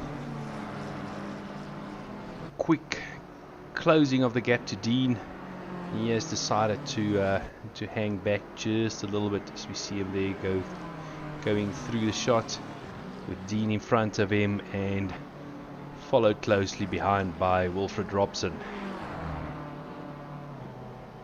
Now, speaking of Dean Cabasa, he has dropped back a little bit to 10.8 seconds behind this man, Lionel Clue.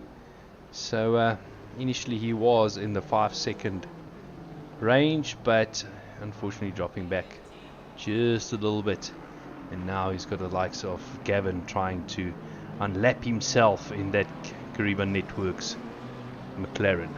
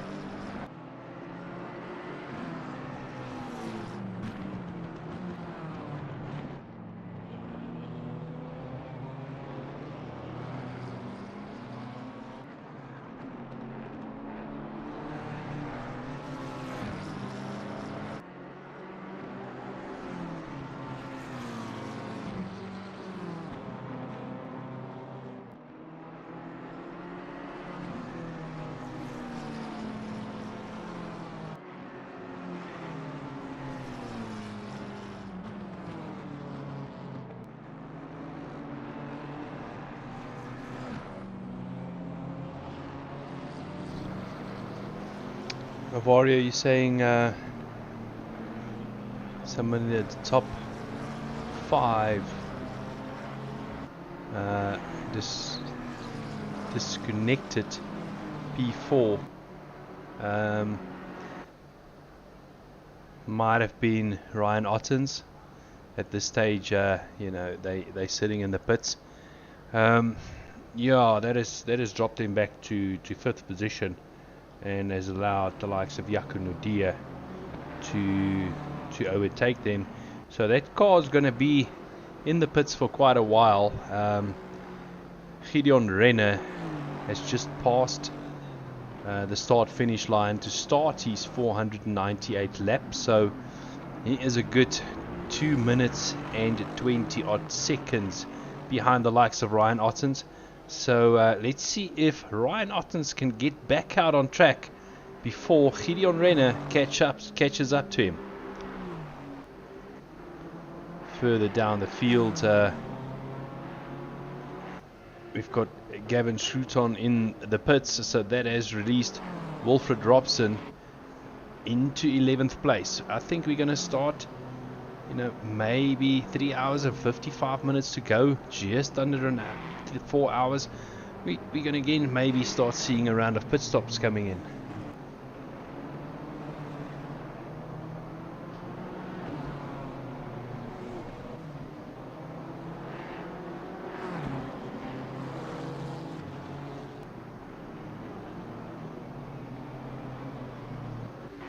So Ryan Ottens is out, and in 6th position, 26 seconds behind Gideon Renner. So Gideon Renner did make it past Ryan. Tariq Adams has taken over from Ryan Ottens, so they now have a little bit of catching up to do. I mean, a while back they were sitting quite comfortably in 4th position. Now they lost some ground and find themselves in 6th position.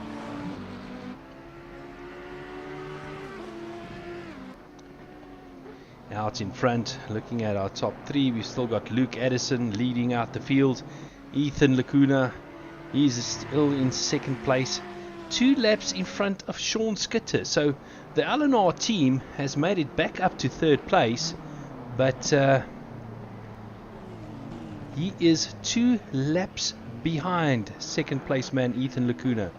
Then on the same lap, but 84 seconds behind, we've got Jaco Nordia, and 1 lap after that, Gideon Renner, and then in 6th place, same lap, 25 seconds behind Gideon Renner is Tariq Adams in 6th position. Then a couple of laps behind, actually 5 laps behind, we got Gregory Carney in 7th position. Then on the same lap, 63 seconds behind, we've got Lionel Clue, and on the same lap, 13 seconds behind Lionel, we've got Dean Cabasa. And 1 lap behind, 49 seconds behind Dean Cabasa, we've got Dylan Hall trying to make his way up the field.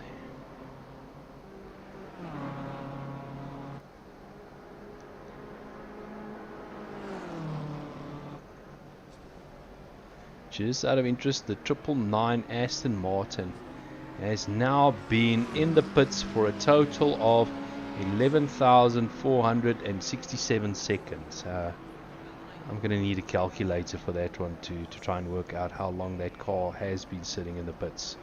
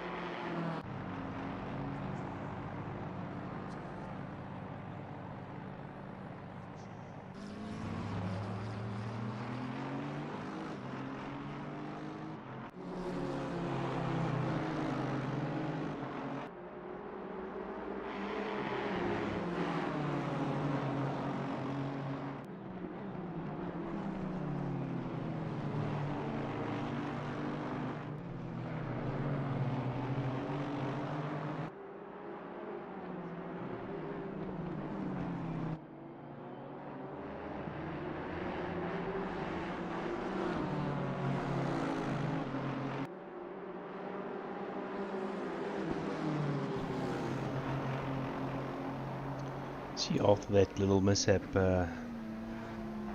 Tariq Adams has managed to bring the car up to 15th position, now only 16.5 seconds behind Gideon Renner. So they're trying to make their way back up the field after it looks like they suffered a bit of a disconnect. But Gideon Renner currently driving this Aston Martin coming into the pits, currently in 4th position. I think they might be losing that 4th position to Tariq Adams, as we see him coming up to the bus stop chicane, and they are on exactly the same lap. Now, Gideon Renner, they were during the early parts of this race, they were running 3rd, suffered a disconnect or some other mechanical problem, and they dropped right back down to last place, and they fought their way up to 5th place at this stage, as we see Tariq Adams going past and starting another lap, so he's taken that 4th place. They are 1 lap behind the L&R car of Sean Skitter, and Sean Skitter actually 2 laps behind Ethan Lacuna that we see going through Eau Rouge. And Ethan and team total of 7 laps behind Luke Addison and Jordan and Cody Sherritt. So at this stage, no real close battles out on track. Closest I can see on the timing screens is the battle for 8th place, and that is between Dean Cabasa, 17 seconds behind Lionel Clue. But Lionel has been opening up that gap ever steadily, so I don't think at this stage Ethan and team are really making any inroads into that gap. So things have settled back, and we do have 1 or 2 cars in the pits. As mentioned earlier, Gideon Renner doing his pit stop, and Yaku Nodia getting out of the pits and going out for yet another stint. But they are in 6th place, 2 laps behind the Aston Martin of Gideon Renner that's still stationary in the pits.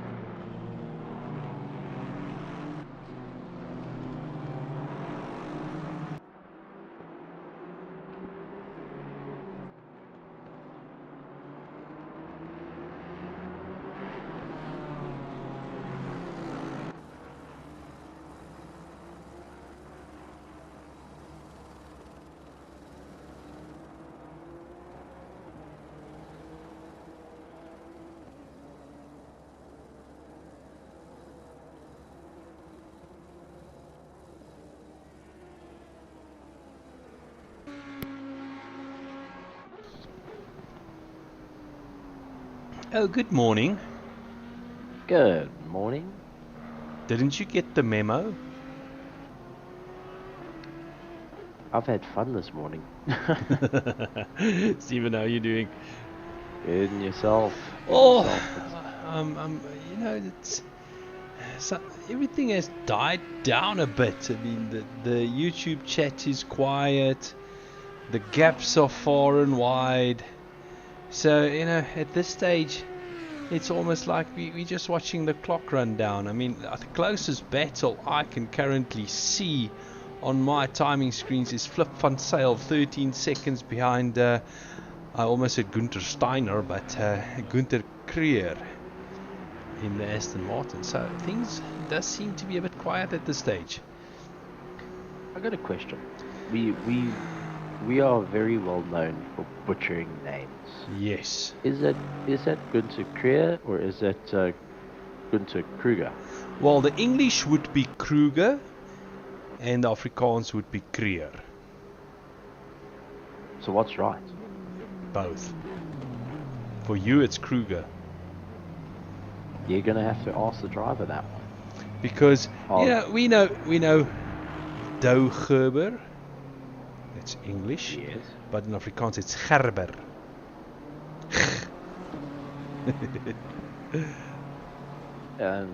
Yeah, I have a retort to that one, but something tells me he's not going to enjoy that.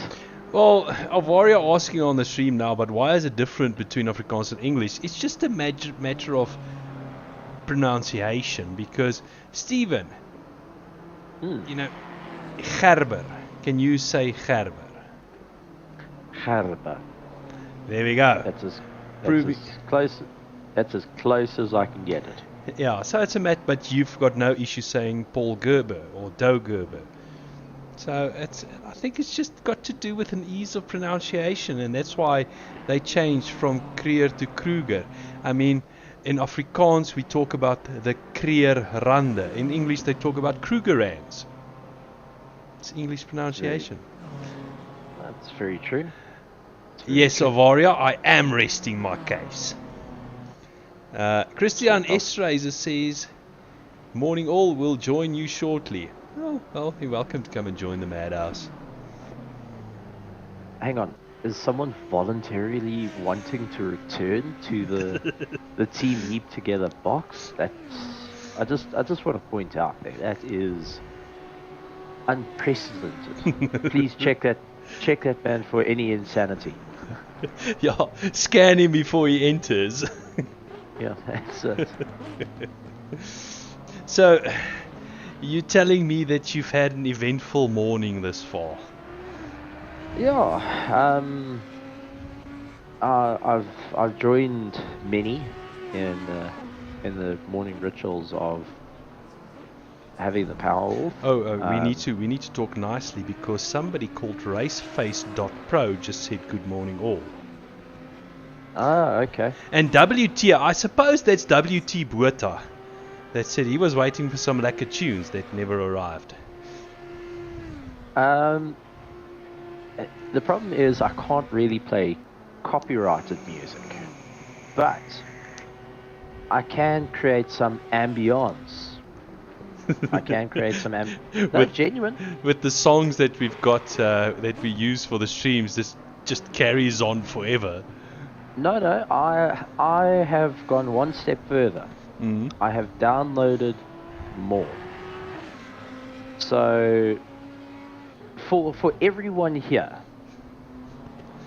for the first time ever, I'm going to put it out there that Stephen Koenig is going to put some music on in the background for some ambience. Well, you've got WT and Avaria saying you must sing. Okay, I need to sing. Yeah.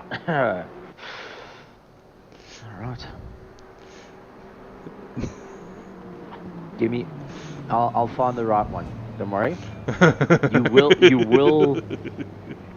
I will grace everyone with my singing voice. So I'll find the right one. You just got to give me a minute. But I think it's going to No, won't lose some viewers, not at all. I think the crowd can join in with it, so we will. I'll make the promise now. We will go and have a little song that everyone can join in. The instant worry of what's going to happen. Yeah. No, but I was keeping track of some of the drivers going and posting what's been happening during the race, and how things have been escalating. Where's guys getting the advantage? Where's how drivers are feeling? How teams are currently coping with all the difficulty that's going in. So it's going to be an interesting one to see who carries it to the end. That's what I'm curious about. Who's going to be able to carry it to the end? Who's going to be able to keep going? And what's going to happen for everyone? Yeah. So what I've gone and actually viewed with everyone is they all starting to feel one thing, and that is a buildup of lactic acid into the left leg. So unfortunately, with having that, they're starting to get cramps. We've seen a couple of guys battling and trying to figure out how they can just go a little bit further without struggling too much with the cramps in the left leg. Not actually on the right leg. Arms have been fine, but it's always been modulating the braking, and guys who have a little bit more of an issue. I always get that in these type of long distance endurance racing, that my heels are the ones that takes a hammering. And that's naturally because we've got it on a much heavier piece of, well, we've got it on a straight piece of not comfortable metal. But that being said, those are little things you got to take into consideration when you're building your rig and what it's all about. But we've got a little bit of an on-scene battle here where Kruger's having to check his mirror, seeing Philip van Zyl or one of the Philip van Zyl clones. Yeah, no, that car. I've got a suspicion it might be Dylan driving, but he's basically just let him pass. Decided that they're not in the same race. He's gonna just let that BMW carry on his merry way. So it's interesting to see the guys. Well, I don't really think so. I think it's just giving a bit of room, and where they're going to end up. Everyone is just trying to get it going, and we got confirmation that it is Dylan driving at the moment. So the go-karter back in the sim rig after getting a little bit cross with in the early hours of the morning. Yep. Always what you want to have is a beautiful conversation of, yeah, all right, coming into play. But this is naturally the longer, what happens in racing is the guys got to be so cautious in what they do. Another fairly close battle. Kilian Rayner is actually in 5th place. He is tailing onto the back of Tariq Adam, a little bit behind, about 115 seconds behind, but still making a bit of moves. Martin Rotenbach in 6th place is a lap behind Kilian Rayner. So the Connect Sim Racing Works cars just keeping close to one another, waiting for something to happen. Ethan Lacuna 7 laps behind Luke Addison. We spoke about how there was a 1 lap difference at one point, and then it progressed.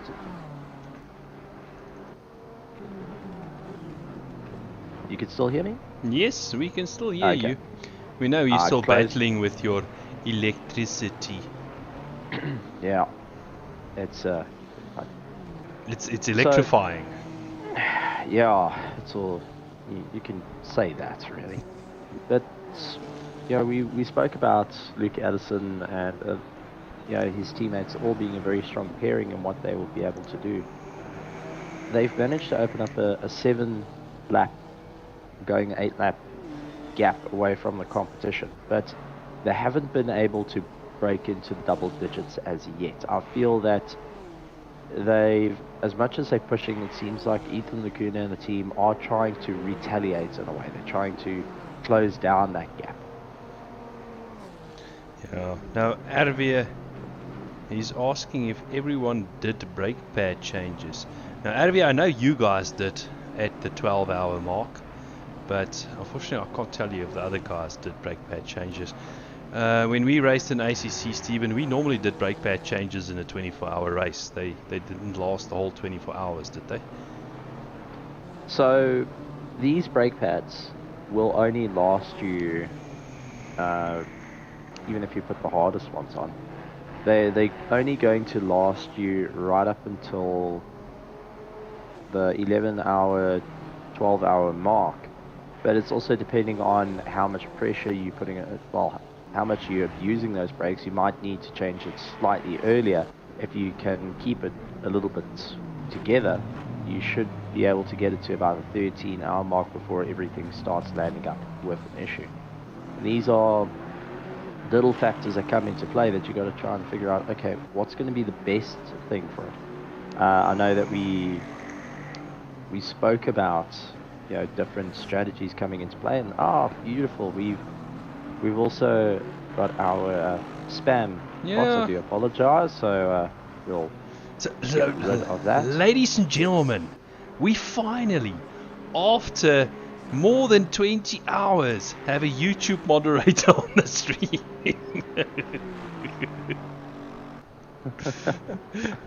We've just been kind of ignoring them up to date. Fair enough. No one wanted to go for the fantastic specials. Anyway. But yeah, it's interesting to see how guys have chosen their strategies. Some people, as Richard Holman said, been driving 20 plus hours on our pad. You're going to start feeling it a little bit more. Your braking is going to be a little bit later, and well, not later, it's going to be a little bit earlier. It's adjusting your style of racing just to fit into it.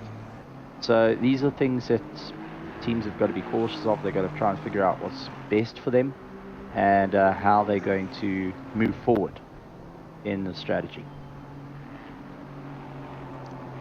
Yeah, I found it very interesting over the course of the past 20 and a half hours listening to all the teams, how very differently they go about doing this 24-hour race. I mean, there's almost no team doing the same thing. Everybody's doing it differently, and that's the interesting thing for me. And I spoke about a little earlier, just before you joined, about we're now approaching the final 4 hours. We're now up to less than 3.5 hours. So now you're starting to know, or you can work out, when are you going to do your final pit stops, and if that dreaded splash and dash is necessary, where you will have to now start thinking about saving fuel, because the last thing you want to do at a circuit like Spa is a splash and dash, where it takes you, it takes you 2 cups of coffee just to do the pit lane. That's definitely it. And you got to be cautious of these type of things. Are you starting? There we go. I promise I'll put some ambience. But yeah, these are little things that all the drivers and teams have to consider when they're making their way through. Some guys going, and there we go, Bernard King saying lasting 16 hours.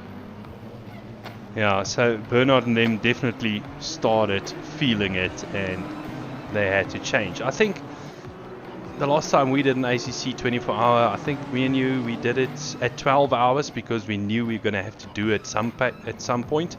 So we just decided to split it down the middle. Well, we thought we had to change it at the 12-hour mark. Yeah, we thought. We kept landing up with a default setup that changed. that changed. That gave us a completely new car each and every time. That's it. We wasted our time on that. But, yeah. But this is the little things you got to try and figure out. Generally, if you look at the wear and tear on the brakes, to get the optimum amount of it, if you're in a full-on sprint race 100% of the time, they will last 12 hours. Changing beforehand at the 9-hour mark is a little bit too early. 10 hours is also just too much. I love this comment of Seb's Gaming. We changed at 12 hours because Jodea said so. So we were right. Fair enough. But yeah, the 24-hour we got a new car each and every pit stop. So you're right, we wasted our time changing brakes on that thing. Well, just taking a look, unfortunately we've got 2 retirements. 18th and 19th have been sitting in the pits for quite some time, which means we've got 17 cars still going with only 3 hours and 21 minutes to go, which that is hats off to all the teams to get, keep up the pace. Some of the teams going and doing remote racing. They're not in their own rigs, they're out and about, going and jolling, if you can put it that way, such as like Gareth Hawkins is in 17th place. They have got their rigs at Rage. We've also got the Chic car going around. They also at Rage. So these are also things to just consider. One thing you mentioned, Gareth, and we're looking at him now. I think Gareth has had one or two internet issues. We've seen that car, getting airborne 1 or 2 times. Also, the one time it came into the pits earlier on, it was seriously crabbing, and not crabbing from damage. It was, you can clearly see there was some connection issues, and at one stage I thought they were seriously close at having a disconnect. Now, this car of Vincent Nell, this car has been sitting in the pits for more than 3 hours. I mean, I asked the stream to do a calculation. It's now 13,400 seconds that they've been sitting in the pits at 3,600 seconds an hour. So do that calculation for you. So I think it's more like going on 4 hours in the pits, because I think they've been in the pits since 5 o'clock this morning. So some technical difficulties coming into play, but they're just trying to keep it going no matter what. Rather stay in the server and just try to get back in and get going instead of throwing in the towel. We've seen that strategy come into play, but you've also got to remember the driver stinting then comes into effect if they're running into equal share. And there's no equal share on this one. Oh well, then if you're down to one driver and you're feeling tired, park the car, go get some sleep, and then come out and get going. Even if you just cross the line, not 1 lap to go, at least you see the checkered flag. What is that? Sorry, you finished what you were saying. There's just one thing I was thinking about. I knew I could smell smoke. Yeah. Go ahead. There was this one solo 24-hour endurance race where you only one driver, but you had to spend a minimum of, was it like 4 hours in the pits, and they actually timed you on it? Yeah, that was a bit of a bizarre one. That was a Project Cars or a Assetto Corsa. It was a solo 24-hour, and you had to go and drive around, and then you had to have a minimum rest time of 2 hours. The car has to be stopped for 2 hours, and then you get going once again. Okay, so each pit stop was 2 hours, or? No. You just in 24 hours you got to have 2 hours. So it became a 22-hour instead of a 24-hour. But you could break it up into time. So what I ended up doing is every time I went into the pits, I took a 10-minute break and went back out. So instead of taking a full 2 hours, I was taking 10-minute breaks. Yeah. And that allowed me to get some wake-up juice and get going once again. But at the same time, it's to minimize the amount of loss in position. But these are little things that teams can take a look at of how long they keep a driver in the car. and maybe just go and keep one of their faster drivers, a little bit more freshed out. You'd leave him for the end of the race, and this is where driver stinting, the planning comes into play that can change everything up. Yeah. So, yeah, I think that's got to be the very cautious one for everyone. I see they're saying Francois is saying Null is having a nice nap, and William Wentworth is saying maybe someone fell asleep. Well, I saw the Aston Martin, the incident actually happening. The car came to a stop on the track, and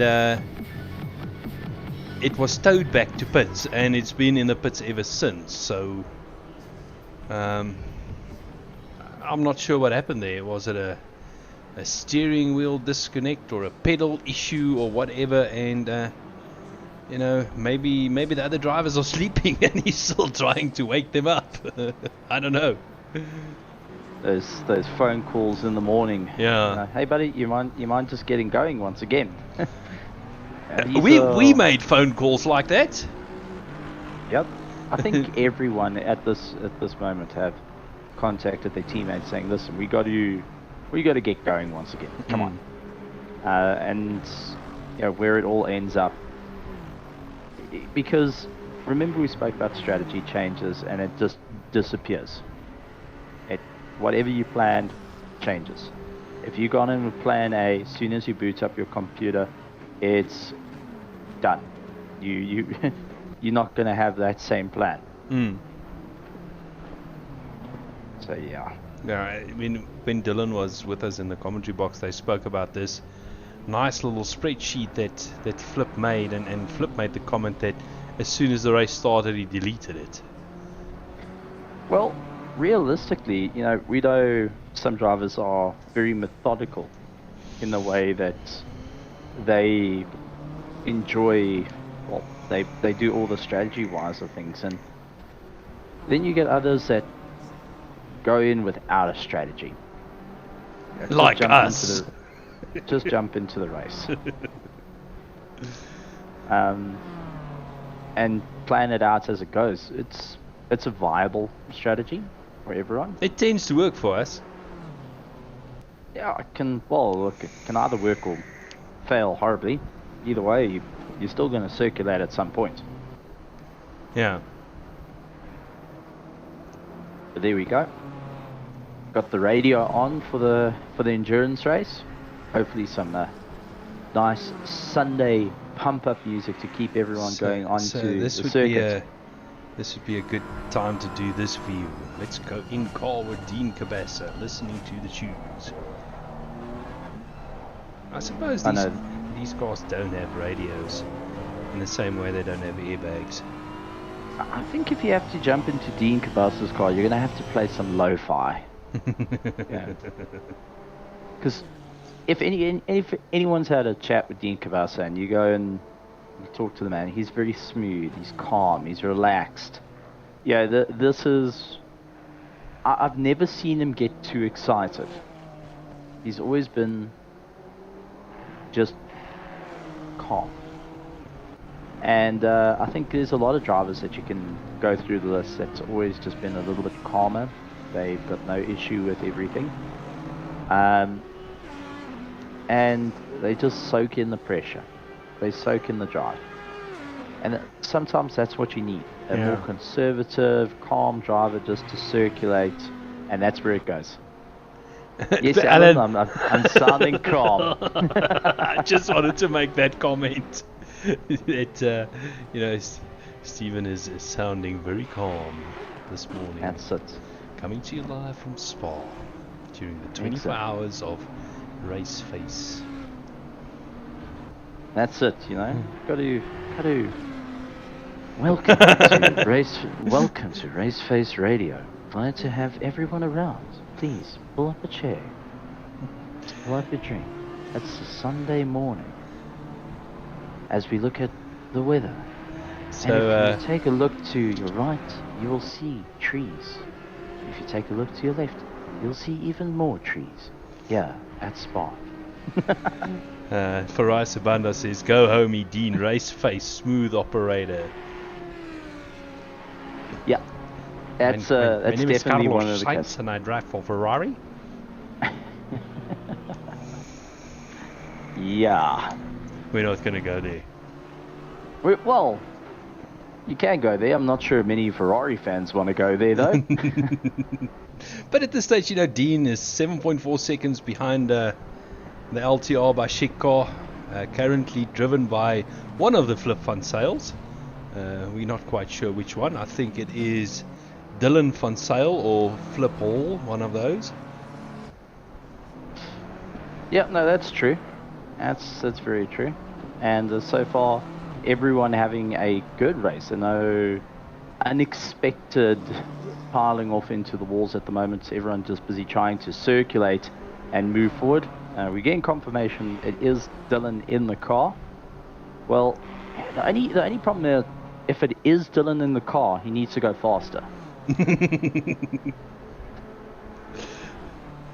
I'm going to get comments again. I can see it coming. Well, we can currently have a look. His last lap time was a 2:23.3. Yeah, no, Dylan. Come on, really. I mean, you compare you're sitting at a 2:23 where you've got the likes of Luke Addison, in the mid 2:18s. We've seen Jordan Sherritt in the high 16s. So no, Dylan, no. Get going. Yeah, shake a leg. Start getting chic. Well, I mean, Schick has got some stuff to wake him up. Just give yourself a little nick with the razor, and then go and put some aftershave after. That'll wake him up.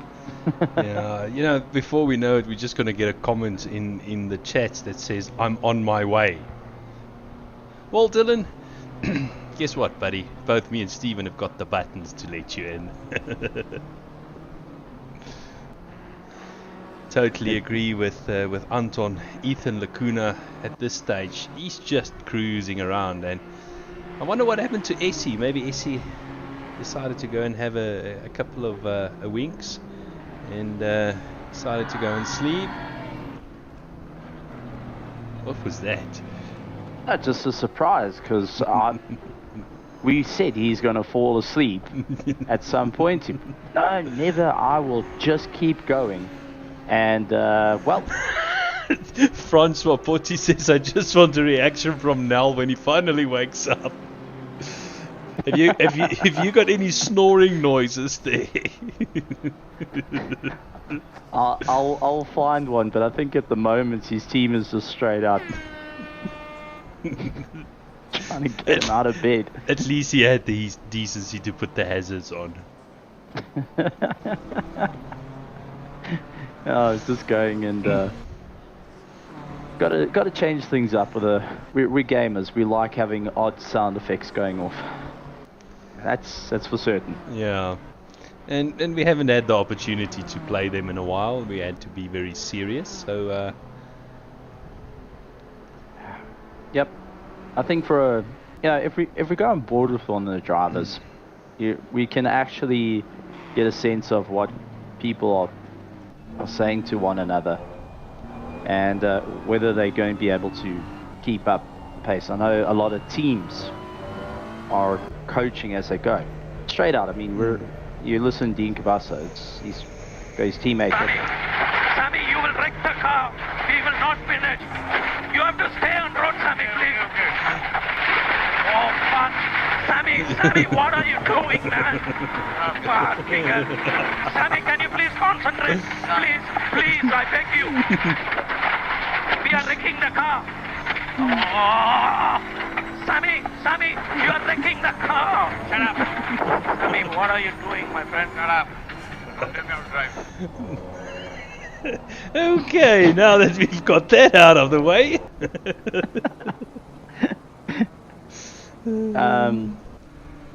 Yeah, I mean, the shut up at the end pretty much sells it on what majority of sim racers get to this point.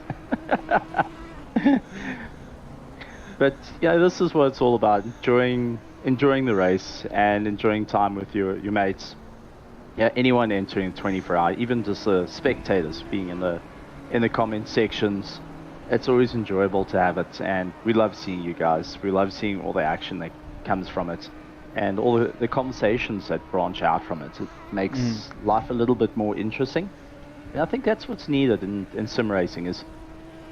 It's been a difficult year for everyone in 2022. There's been some hard racing, but you got to learn. Sometimes you just got to have time to let go, time to relax. And an endurance race, what better way to do it? Because you get to a point where, well, the race has just happened.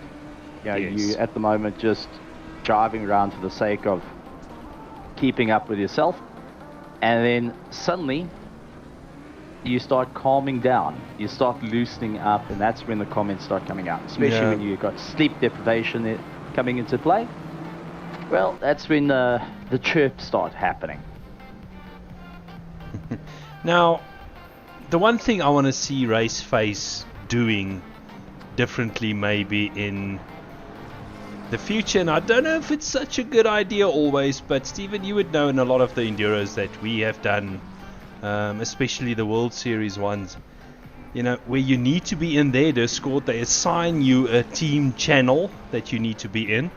And the last 24 me and you did, it was actually more of a, I don't know the English words for it, it's a oor en weer gekuier. I mean, we had one of the team managers from America spending more time in our Discord than in his own team's Discord, and some of the times he even forgot about them. So yeah, it gave the guys a little bit more to join. I think look, more serious teams, you knew to keep away from them. They let you know beforehand. Other teams that are just having a bit of fun out there, they allowed you to join. Another one was the commentators could come in and chat to us, so you had to be very cautious of what you say sometimes. But they would send someone first to tell you. But yes, as much as that's a really good idea, I know for a fact Alan and I have actually we've done that. We're in an endurance race, a commentator had access to me, and whenever it was the agreement was, you can talk to me, just don't show me on camera. And every time it landed up on camera, and it was at Spa, I landed up facing in the wrong direction. So I think if anything, if that's going to happen for the commentary side of things, you just don't show the car you're talking about, otherwise you're going to land up in the wrong direction. But I think to have your friends able to natter to one another does make things a little bit easier, and especially to help motivate each other in a longer race like this. You want to have that ability. We had it in that 24 hour when we actually started talking to our main competition, because we were all so tired. I don't know if we reached a point where we just didn't care what the other team knew, because we would hop over to their Discord, or they would come into our Discord and say, guys, how much fuel have you got left, because we kind of need to pit now. We would just want to know how far out are you. So you see one of the Aston Martins at the background there in the wall. Now, Stephen, let me see one of those Aston Martins in the wall. I just want to see. No, it wasn't Gareth Hawkins. It was a bit far away, so I don't know which one of the Aston Martins it was. But the point I'm trying to make is, this is the time during the race when we might see mistakes starting to creep in. No, agreed. You're going to see more and more, fatigue's kicked in, eye strain's kicked in. The guys have been going flat out. And with the race only being 3 hours and 3 minutes left in a 24-hour race, you've now hit this point where either you've gone full robotic mode on everything, or you've actually just you push out of your comfort zone. And these are the things you've got to be so cautious of doing, especially in a long race like this. That's when you need people to try and wake you up, keep going, set that bar. We need to hit the lap time accordingly, and that's always the difficulty in races like this. I see Essie might have heard us about him sleeping, so I see he's back in the commentary box. Good morning. Good morning, guys. How are you doing this morning? Still awake since we last Still spoke. awake? Yes. Still awake, yeah. All the way. Did you make it? I thought you were going to sleep. No, never did. So Does Stephen not allow you to go and sleep? no, actually Stephen went and slept. That's a new one. That's a new one. And I stayed awake, and as soon as the power returned, then I was on streaming again. So I've been on since 4 o'clock this morning again.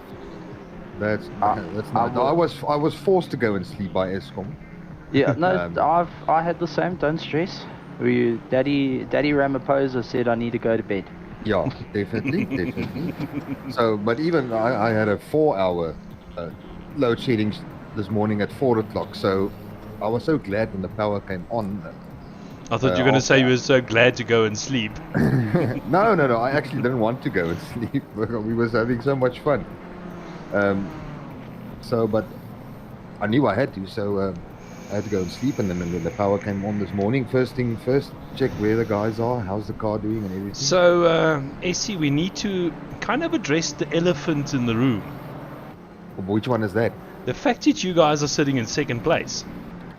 That's no elephant. Like I said to you right at the beginning, man. I said to you, we don't want to scare the guys, so we put in the slow guy first. No, I must say I'm so proud of the guys. I mean, they've been doing an excellent job. Well, we've had our issues, like I'm sure everybody else had as well. But it's been such a nice experience, and the guys are just willing it on to the end. Now, Ethan has been in this car for quite some time, and how long has he actually been driving, and how long are you willing to share how long he is still going to drive? Well, he's our resident insomniac, I think. So he's like an owl. He's awake at night and sleeps during the day. But he's been doing an absolutely magical job, and he's quick as well. So I'm so proud of him. He's been doing so well. Check the lap times he's been doing. I mean, his last lap time was a 1:19.4. Compare that to Jordan Sherritt, which did a 1:17 dead. So I was kind of hoping Jordan was going to be in the 1:18s, okay? To make for better conversation. So that never mind. Let's go back to Ethan. Never mind. Nothing against you, Mr. Sherritt, but I couldn't make my point there. I mean, I wanted to say, and Jordan only did a 1:18. No, that didn't happen. Okay. No, you just blitzed the timesheet with a 2:17. That's your commentator's curse, I think. Yeah. Now, I just want to touch on, Ethan was fairly new into the pro side of things. What we saw during the week races.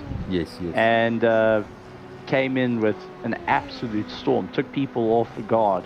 You guys now paired up with him for the Enduro. Was it a selective process, or was it more of a line of we're friends, we'll help each other out? I'm curious now.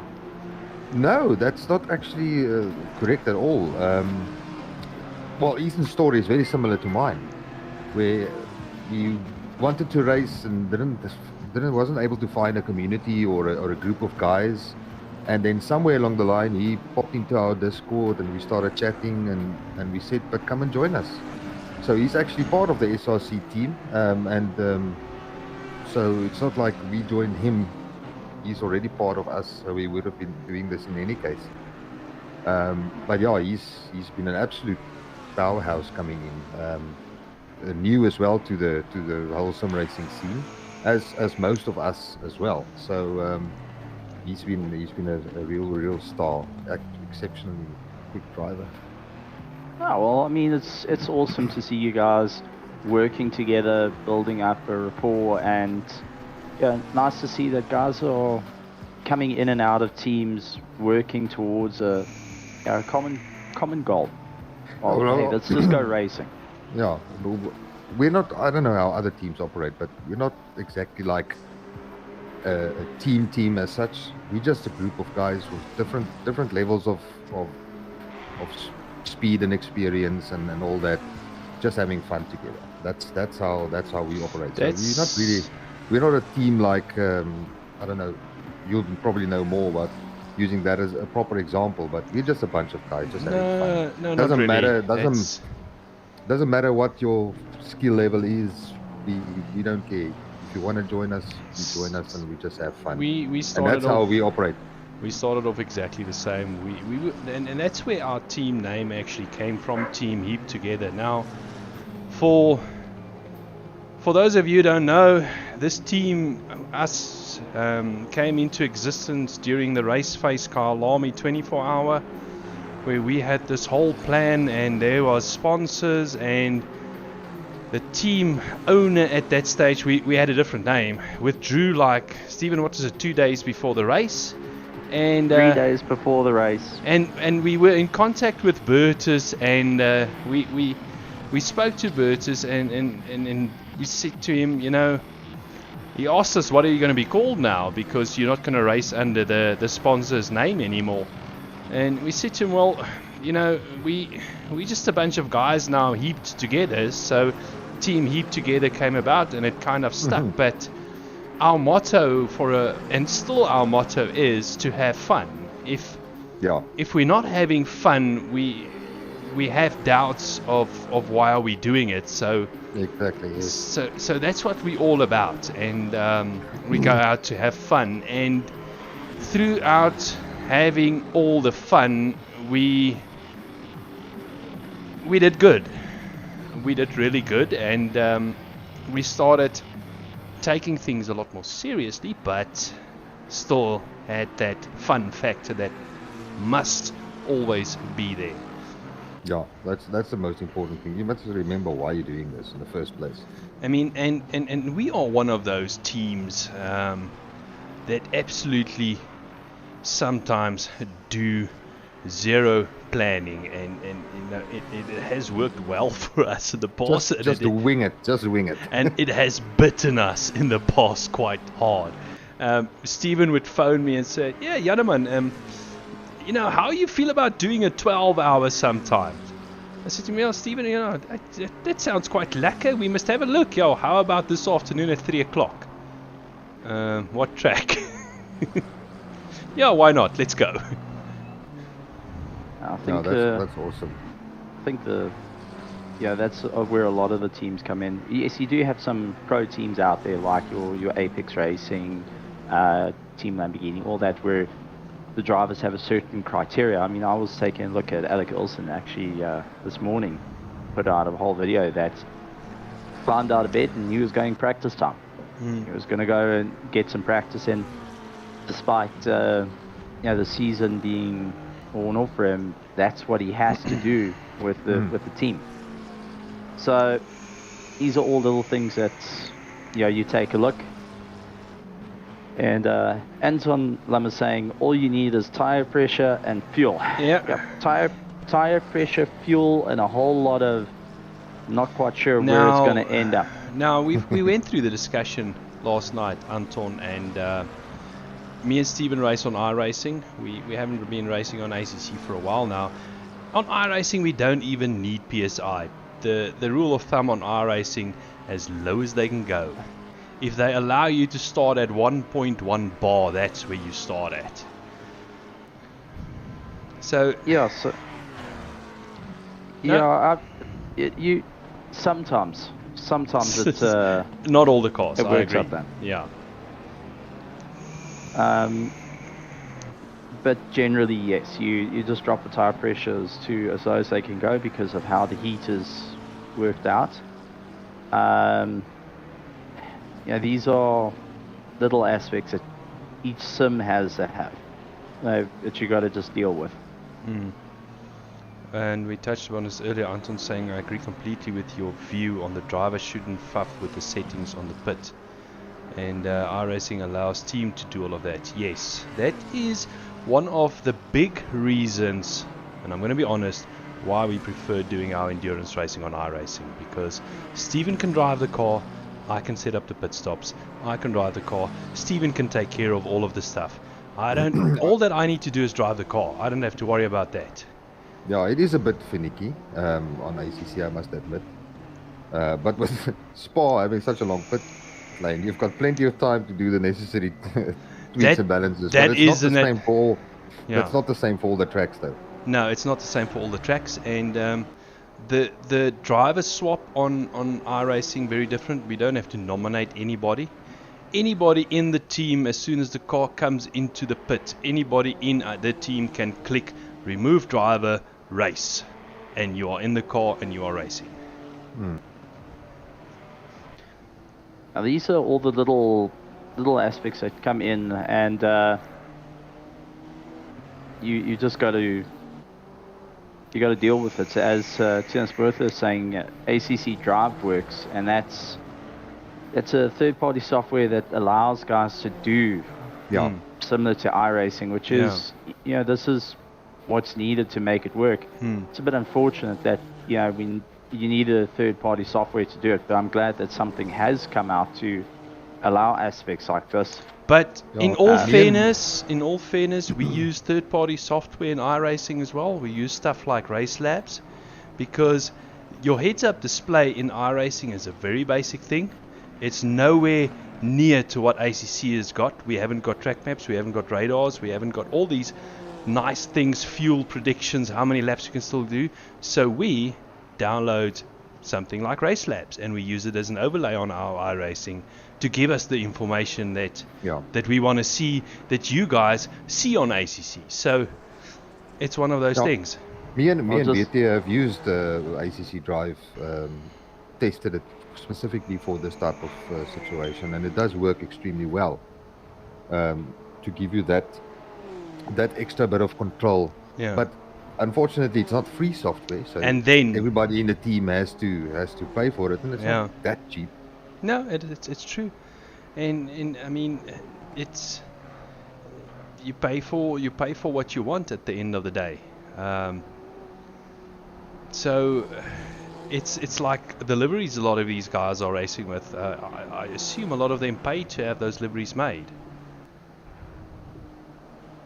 I've got no idea. I made ours, so and that's for free. So I don't know if the guys had to pay for it. Yeah, it's like us on iRacing. I make all our team liveries on iRacing, unless we race with some of the other guys on the team that we have that do some of the endurance races. We are fortunate enough to have a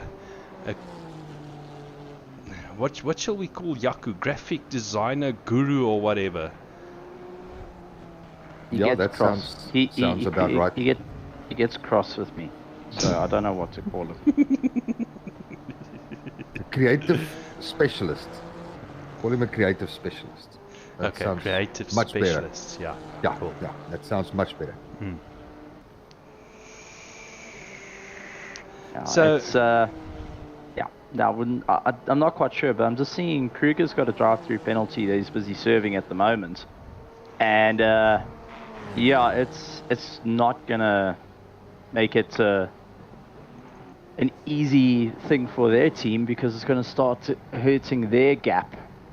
So Kruger, unfortunately, getting track limits, now having the problem of serving his drive-through, and learning the hard way with a ruler across the knuckles. That's for certain. Knuckles, yep. Yeah. So I see Anton Lemmers is saying, Essie is my artist.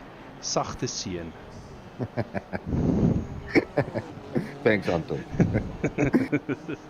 You see, But it's true. Everybody's got a certain role to play. Although in our team, there's no team boss or team captain. We're just a bunch of guys, but we all know, and we all strive towards the same thing. So everybody's got their role to play, and where you can help, you help out the other guys, and you make something worthwhile, and just have fun. That's the most important thing. I mean, this is my first 24-hour. I've never done one before, so I'll be looking back at this as one of my most fondest memories as well. And I'm sure for most of the team, I think, except for the Kleinans brothers, none of us have ever done a 24-hour before. So this is a very, very nice experience for us to take forward. Now that's the thing. Once you do races like this, it sets up memories. Sean Straden jumping in saying, "Morning, gents. How's everyone doing? We're awake. Well, We're alive and awake. We've got power. Now, Sean, Mr. Sean Stradom, I used to race race against Sean back in our console days, and I still remember Sean's PlayStation name, if I'm correct. So I don't think I should mention it.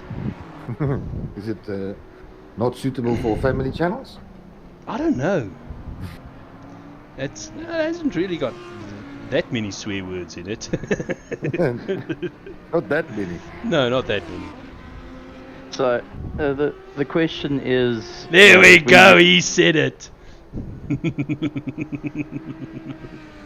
The thing is, I'm looking at that where you've gone and said, you raced on console, and I'm sure there's a few PC enthusiasts that just shuddered at the thought of... Well, let's go through the list, shall we? Can I quickly go through the list? Yeah, go Okay. through the list. Let's just quickly find the cars. If we go, I can't find any of the cars on the list. Dylan, where are you guys? But if we look at the guys from Sarko, Dylan Hall, Flip Van Sale, raced with them. Then the guys from Alan R, most of those guys were on console before they went over to PC. We raced together. So a lot of these guys come from a console background back in the day, before we owned the bigger boxes that run the higher frame rates.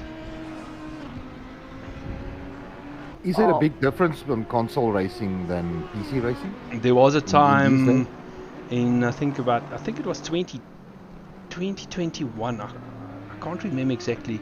There was a time when I raced both on console and I raced on PC as well on ACC. And yes, there is a difference in to explain it roughly. The ACC on console, you got about 2/3 to 75% of the functionality to the ACC on PC. So yes, there is a big difference, and you're not running. And the feel of the car, is that still the same? The feel of the car is a bit different. I don't know if people like Sean will agree, because I think Sean still does a little bit of console racing every now and again, but it is different. And at that times we were racing ACC and Project Cars 2 and all of those kind of things. But the only thing I want to say is, a lot of these guys here, we've got Jude, a lot of these guys from a console background. I mean, this team is made up of Flip Van Sale from a console background. I believe Brandon also. Don't know about Arvia. I don't know about Sean, but definitely Dylan. I've raced with these guys on console. That's where we started our racing. Okay, commentate scores. Next screen. Bye bye. Now, just getting a little bit sideways, and it looks like Devon going and touching the back of the Schick machine and unfortunately turning him around.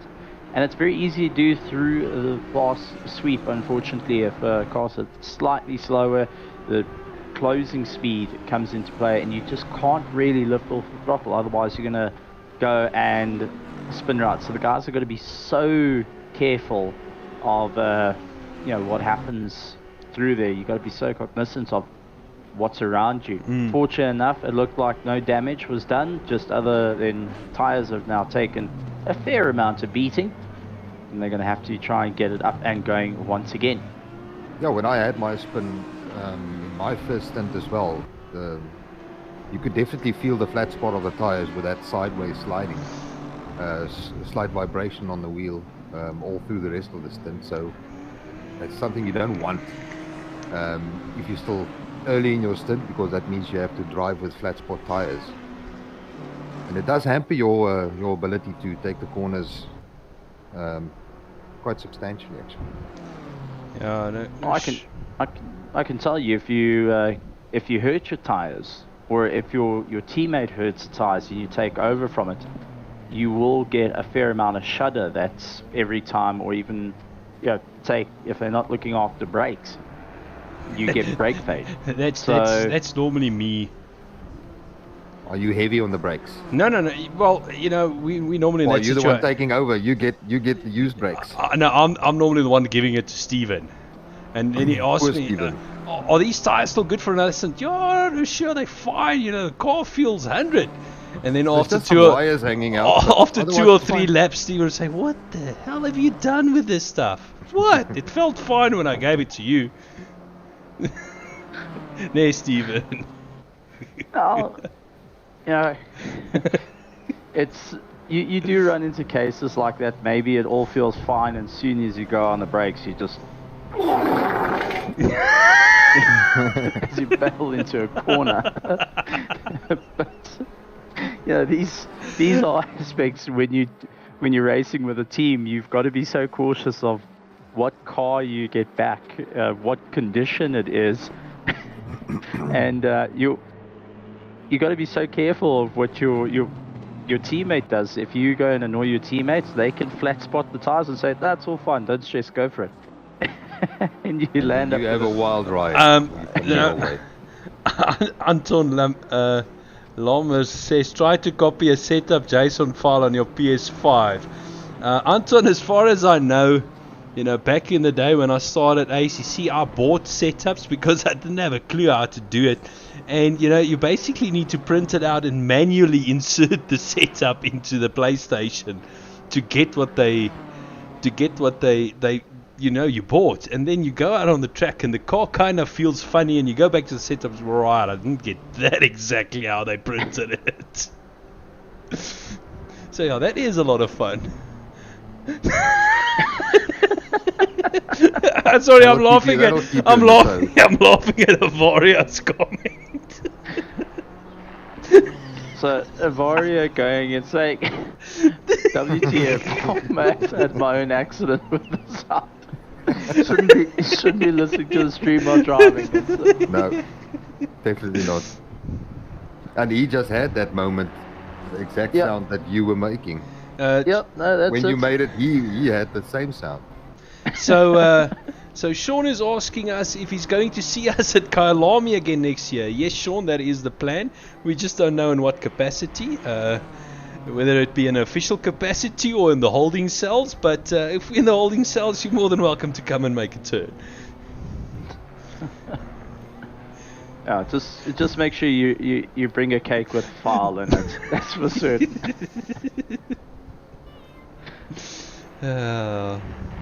But I think is a very good question. What did we start with on console? What game? Now, when I started with console, Need for Speed. It was I started with Gran Turismo. My first computer, I had Need for Speed. So I started on Gran Turismo on the PlayStation 1 and Need for Speed Underground 2. I started with 2, then back to 1, and then when I decided to go back to 2.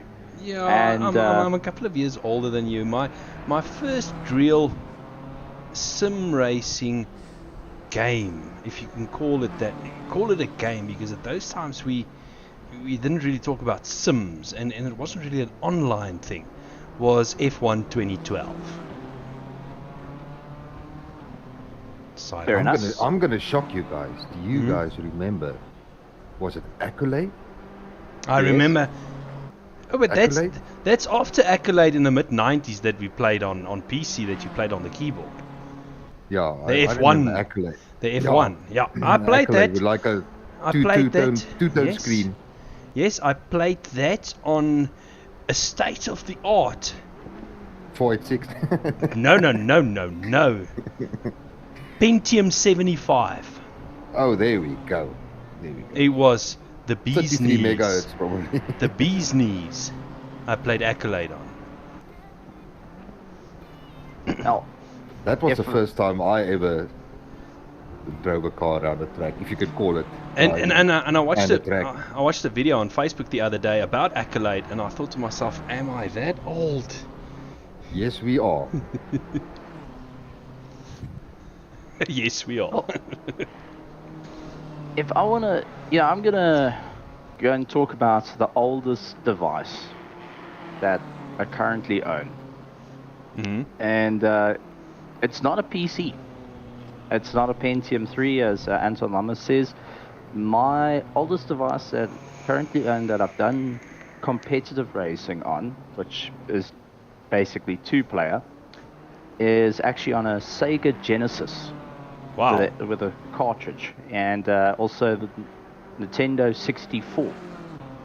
And those were the oldest form of competitive racing that I've done, and I'm sure some people have, gone to the old cassette days where if it didn't work, you just blow on the cassette and try to put it again. If it didn't work, you hit it hard enough on the top, then it worked.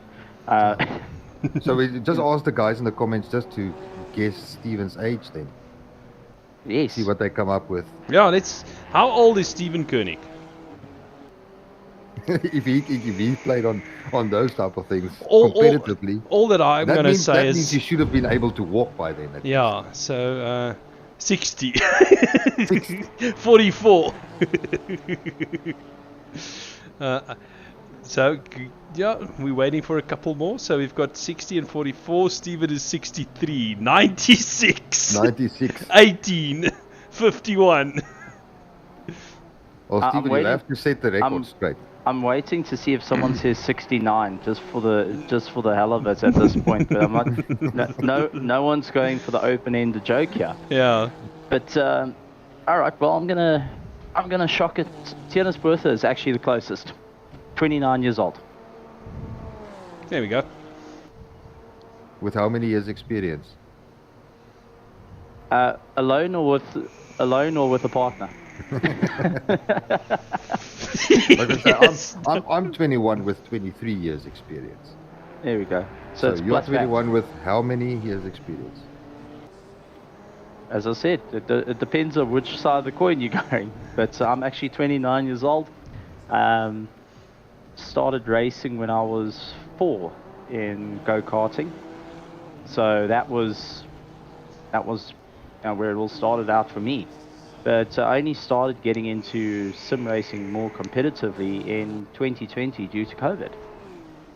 Much like many others and many of my mates, as soon as the racetracks closed, we then got introduced to your guys' world and got shown, how to do sim racing and how to get absolutely thumped by everyone, that's for certain. Mm. But does it help having the real racing background transfer over to sim racing? Does it make you settle in more easily? Honest opinion, no. Yeah.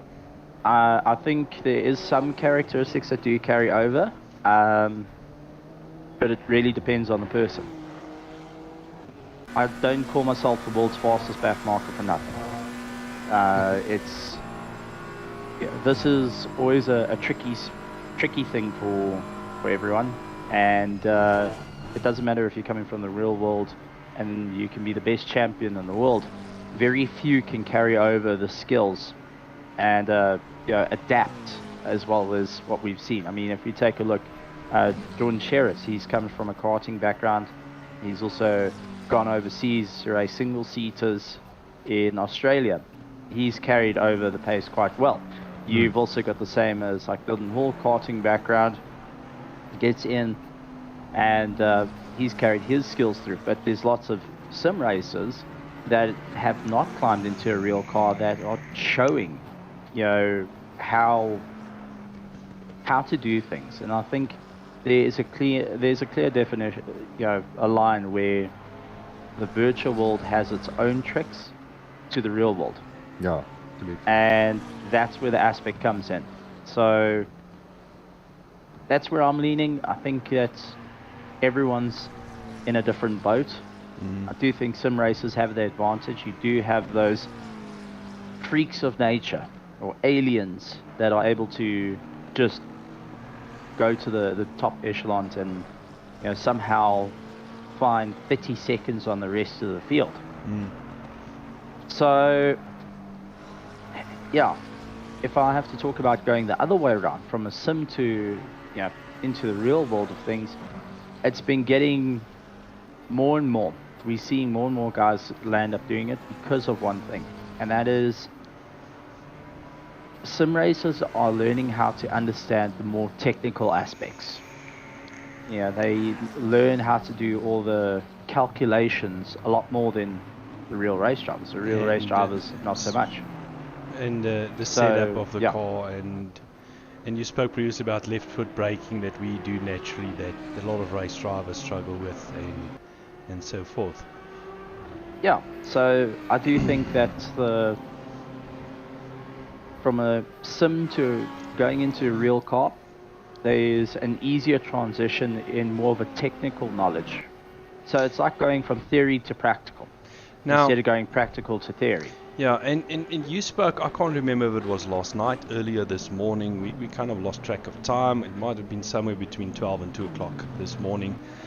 You spoke about the fact, Stephen, that one of the biggest struggles moving from a real race car over to a sim race is you felt disconnected from the car.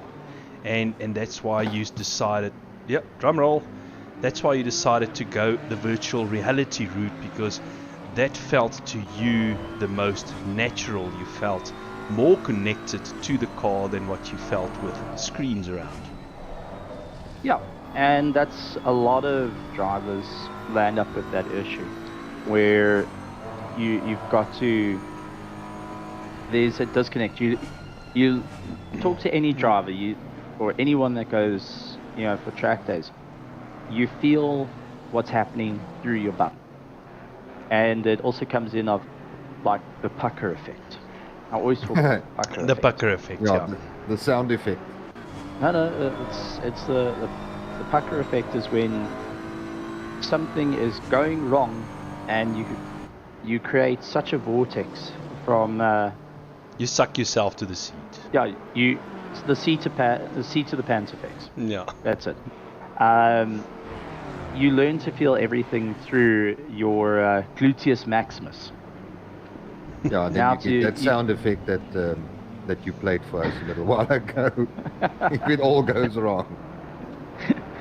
But these are things that you learn to feel out, where sim racers learn to visually identify if there's an issue. And with the more modern cars focusing on your ABS, your traction control, that's where if something is going to go wrong, you're going to start to see a little bit before you start to feel it, because the computers are helping whatever's going on. So I do think it's an easier transition into the more modern cars. The sim racers have an easier time, but if you're going into the older spec cars where there's no technical, it's right foot is accelerator, left foot is brake and clutch. You've got an H pattern. That's it. It's just the pure hardcore. It's old school, new school. Easier way of saying it. And when it comes down to endurance racing, as we saw yesterday with the SAE, we had guys who are engineers that do sim racing. They learn to identify and hone their skills on a virtual space and then go and move it over to a real world space. Because the race drivers only worry about fuel calculations once a month. Sim racers worry about fuel calculations every time they go out, which is an average of five times a week. Yeah. That's where it comes in. Just an interesting thing. Magic Wayfern asked now, what if I want to add a massage chair in the car? Then you're driving a BMW or a Land Rover. Yeah. So, but there's a lot of stuff in sim racing that will give you more immersion into the car, but it won't make it an actual race car. I mean, we're talking butt kickers, we're talking motion rigs, we're even talking lighting effects that now have seen the light of day, where you are driving along and you actually have strobe lights all around you that simulate the trees going past. But it will never give you the G-forces of one thing, and that is what Spacplant said. G-forces is the one thing missing from a sim racing rig.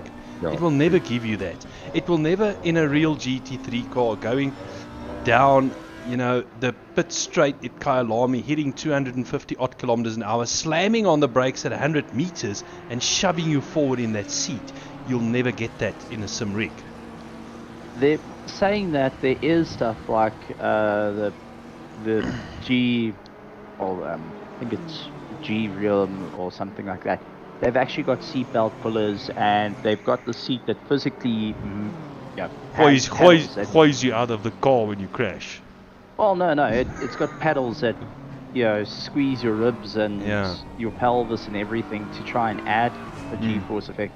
I've looked at honestly having the seatbelt one speed just because it's a really cool idea.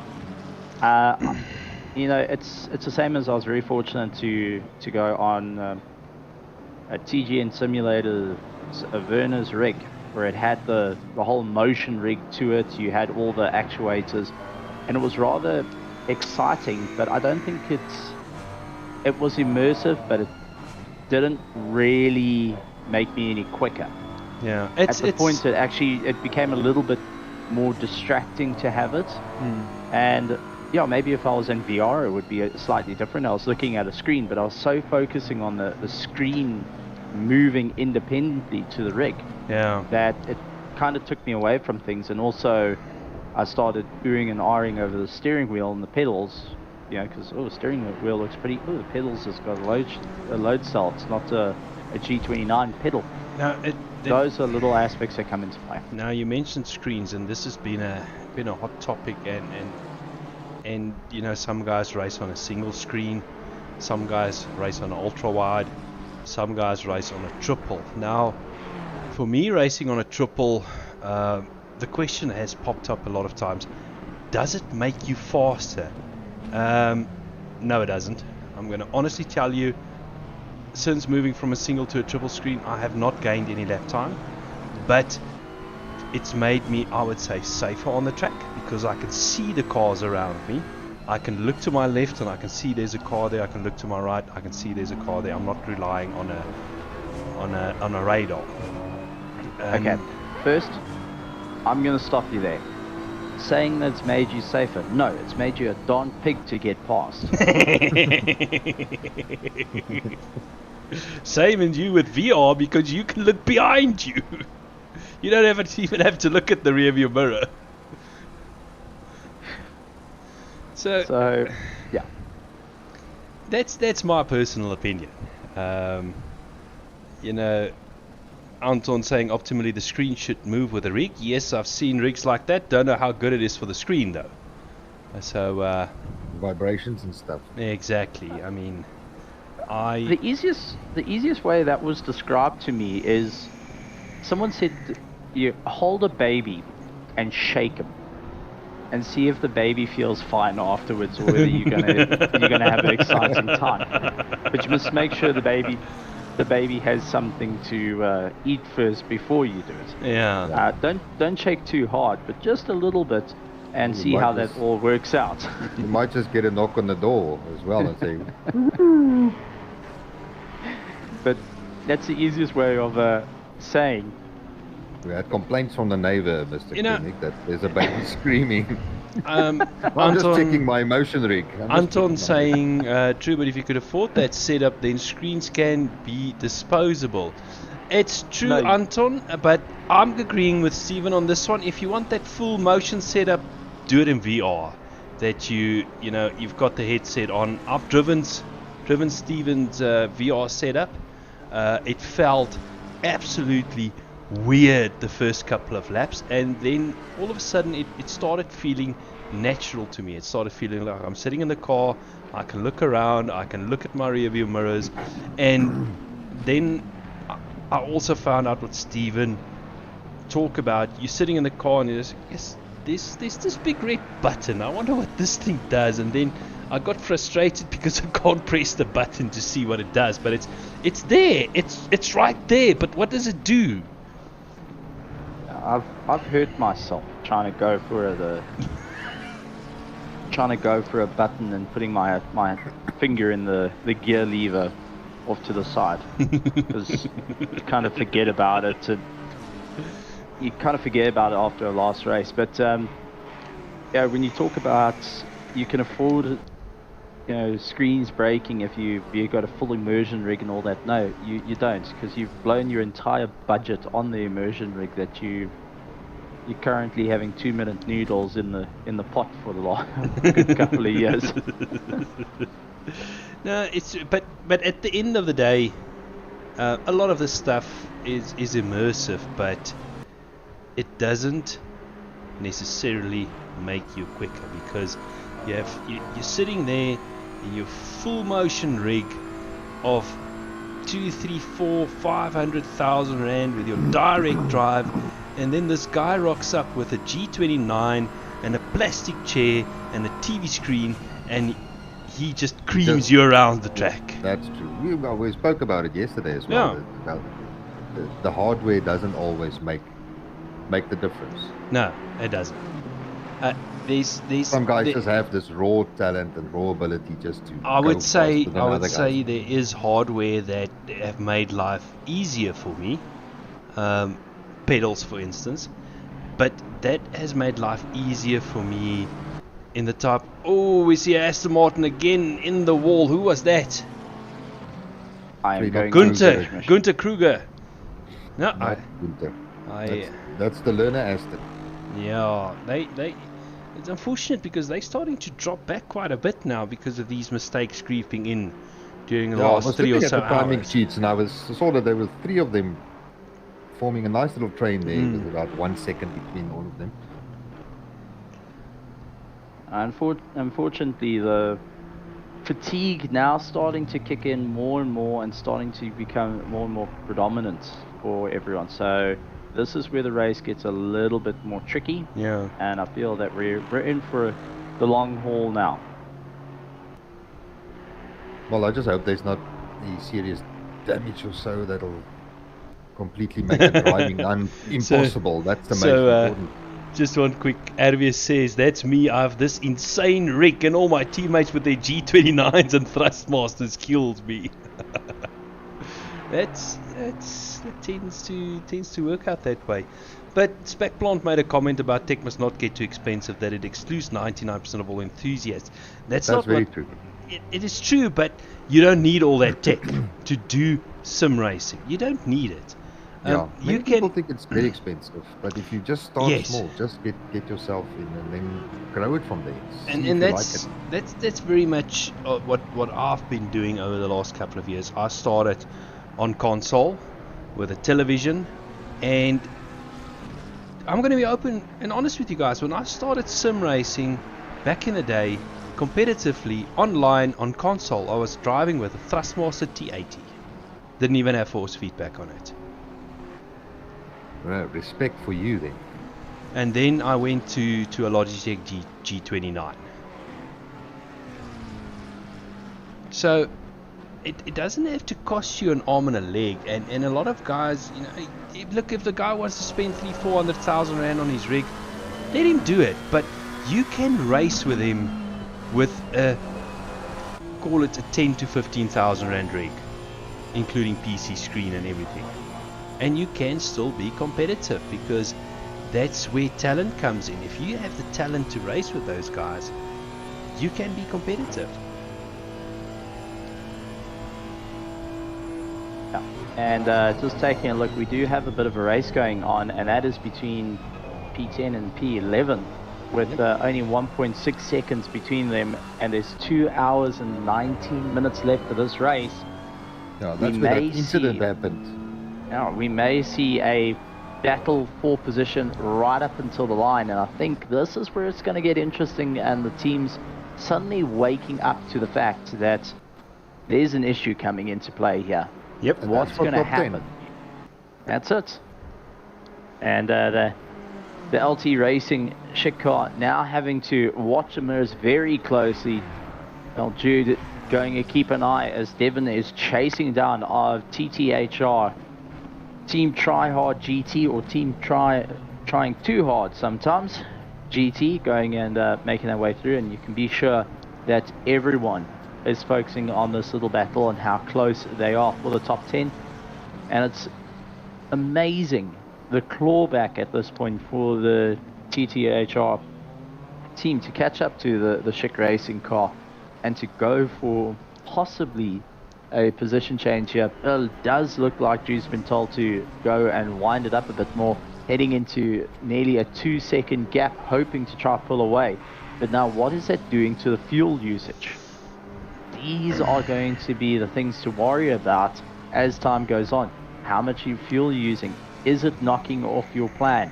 And, well, who's going to be able to carry it to the line? Because who's got enough left in the tank to claw their way right to the top and really do everything that they can to hold the position?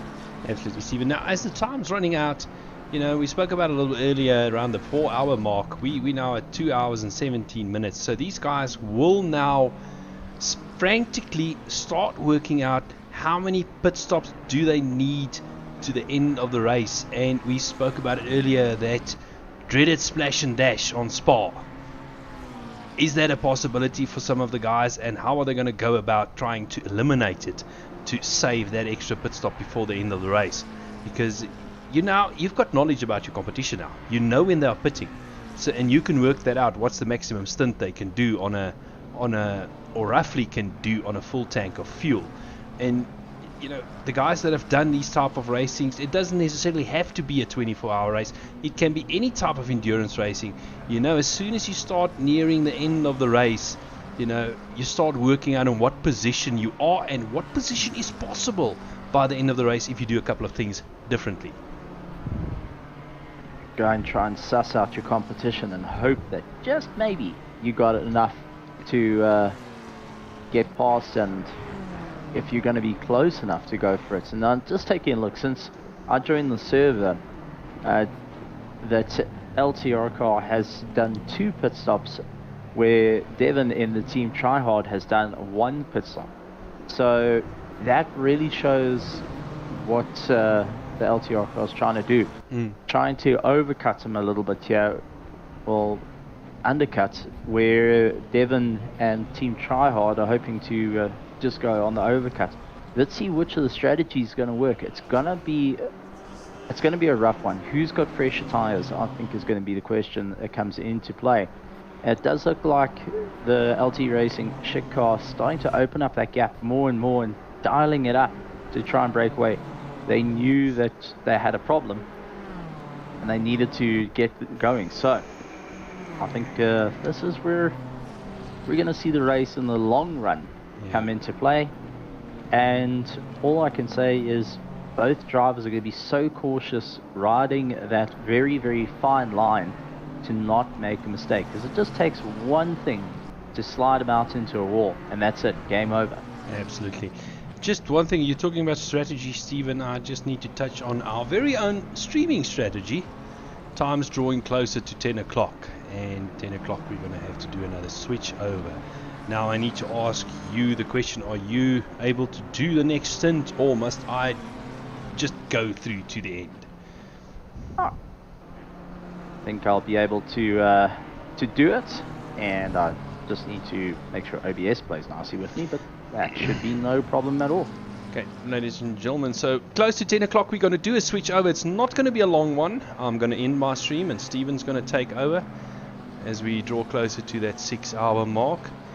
And I'll just need the liveries sent to me again. I think that I've misplaced the file.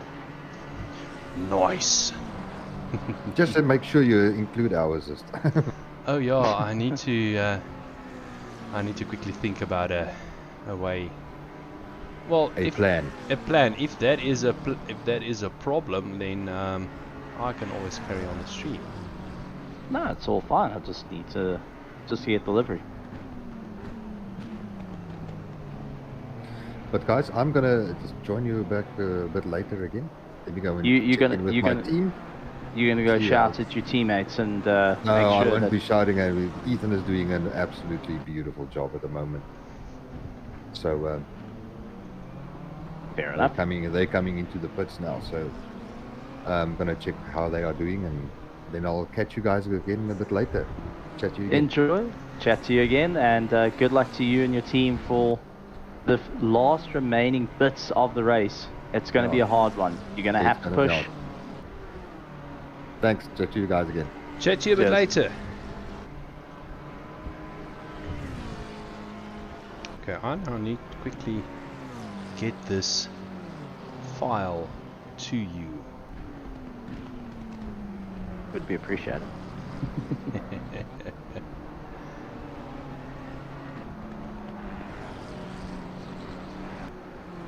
I'm just quickly compressing it, and then I'll send you the other ones as well.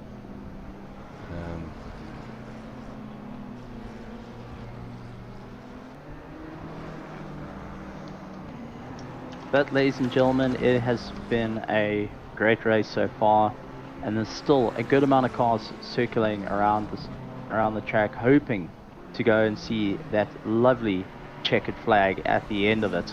It's going to be a fight right down to the line, and all the drivers are going to have to try and figure out what's going to be needed. The last pit stops are going to be coming in soon, and everyone's going to have to think what's going to be next. Where do they need to make up the time? What needs to be done to go and gain those extra positions? Here for the RaceFace 24-hour at Spa, we'd like to say a big thank you to all our sponsors and to you guys for joining and tuning in with all the fun, all the action. Glad to have you guys around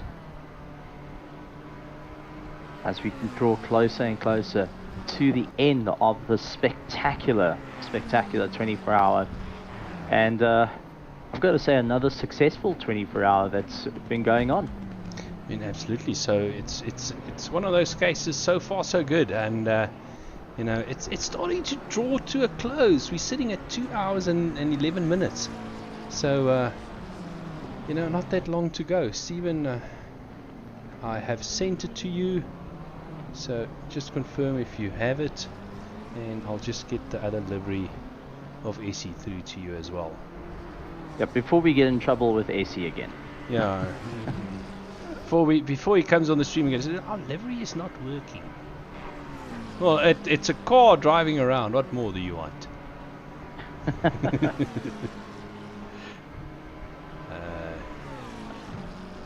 Just taking a look. Sorry, I've got doing all sorts of weird and wonderful stuff.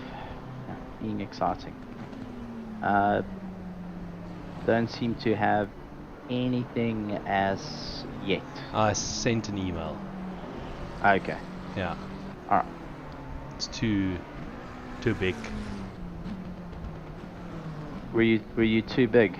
Yeah, No, I think you're over exaggerating there. My files are too big.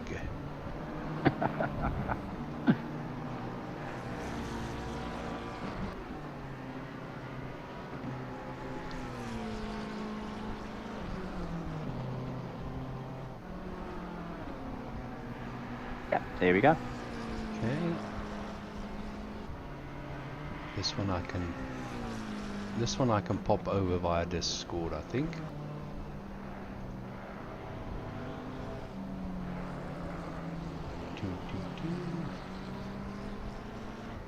But to everyone out in YouTube land, how are you guys doing? How are you enjoying the race? And which team are you supporting? Which is going to be the team that you feel needs to get across the line in that prime position of first place? Or do you, which teams would you like to see finishing up the race?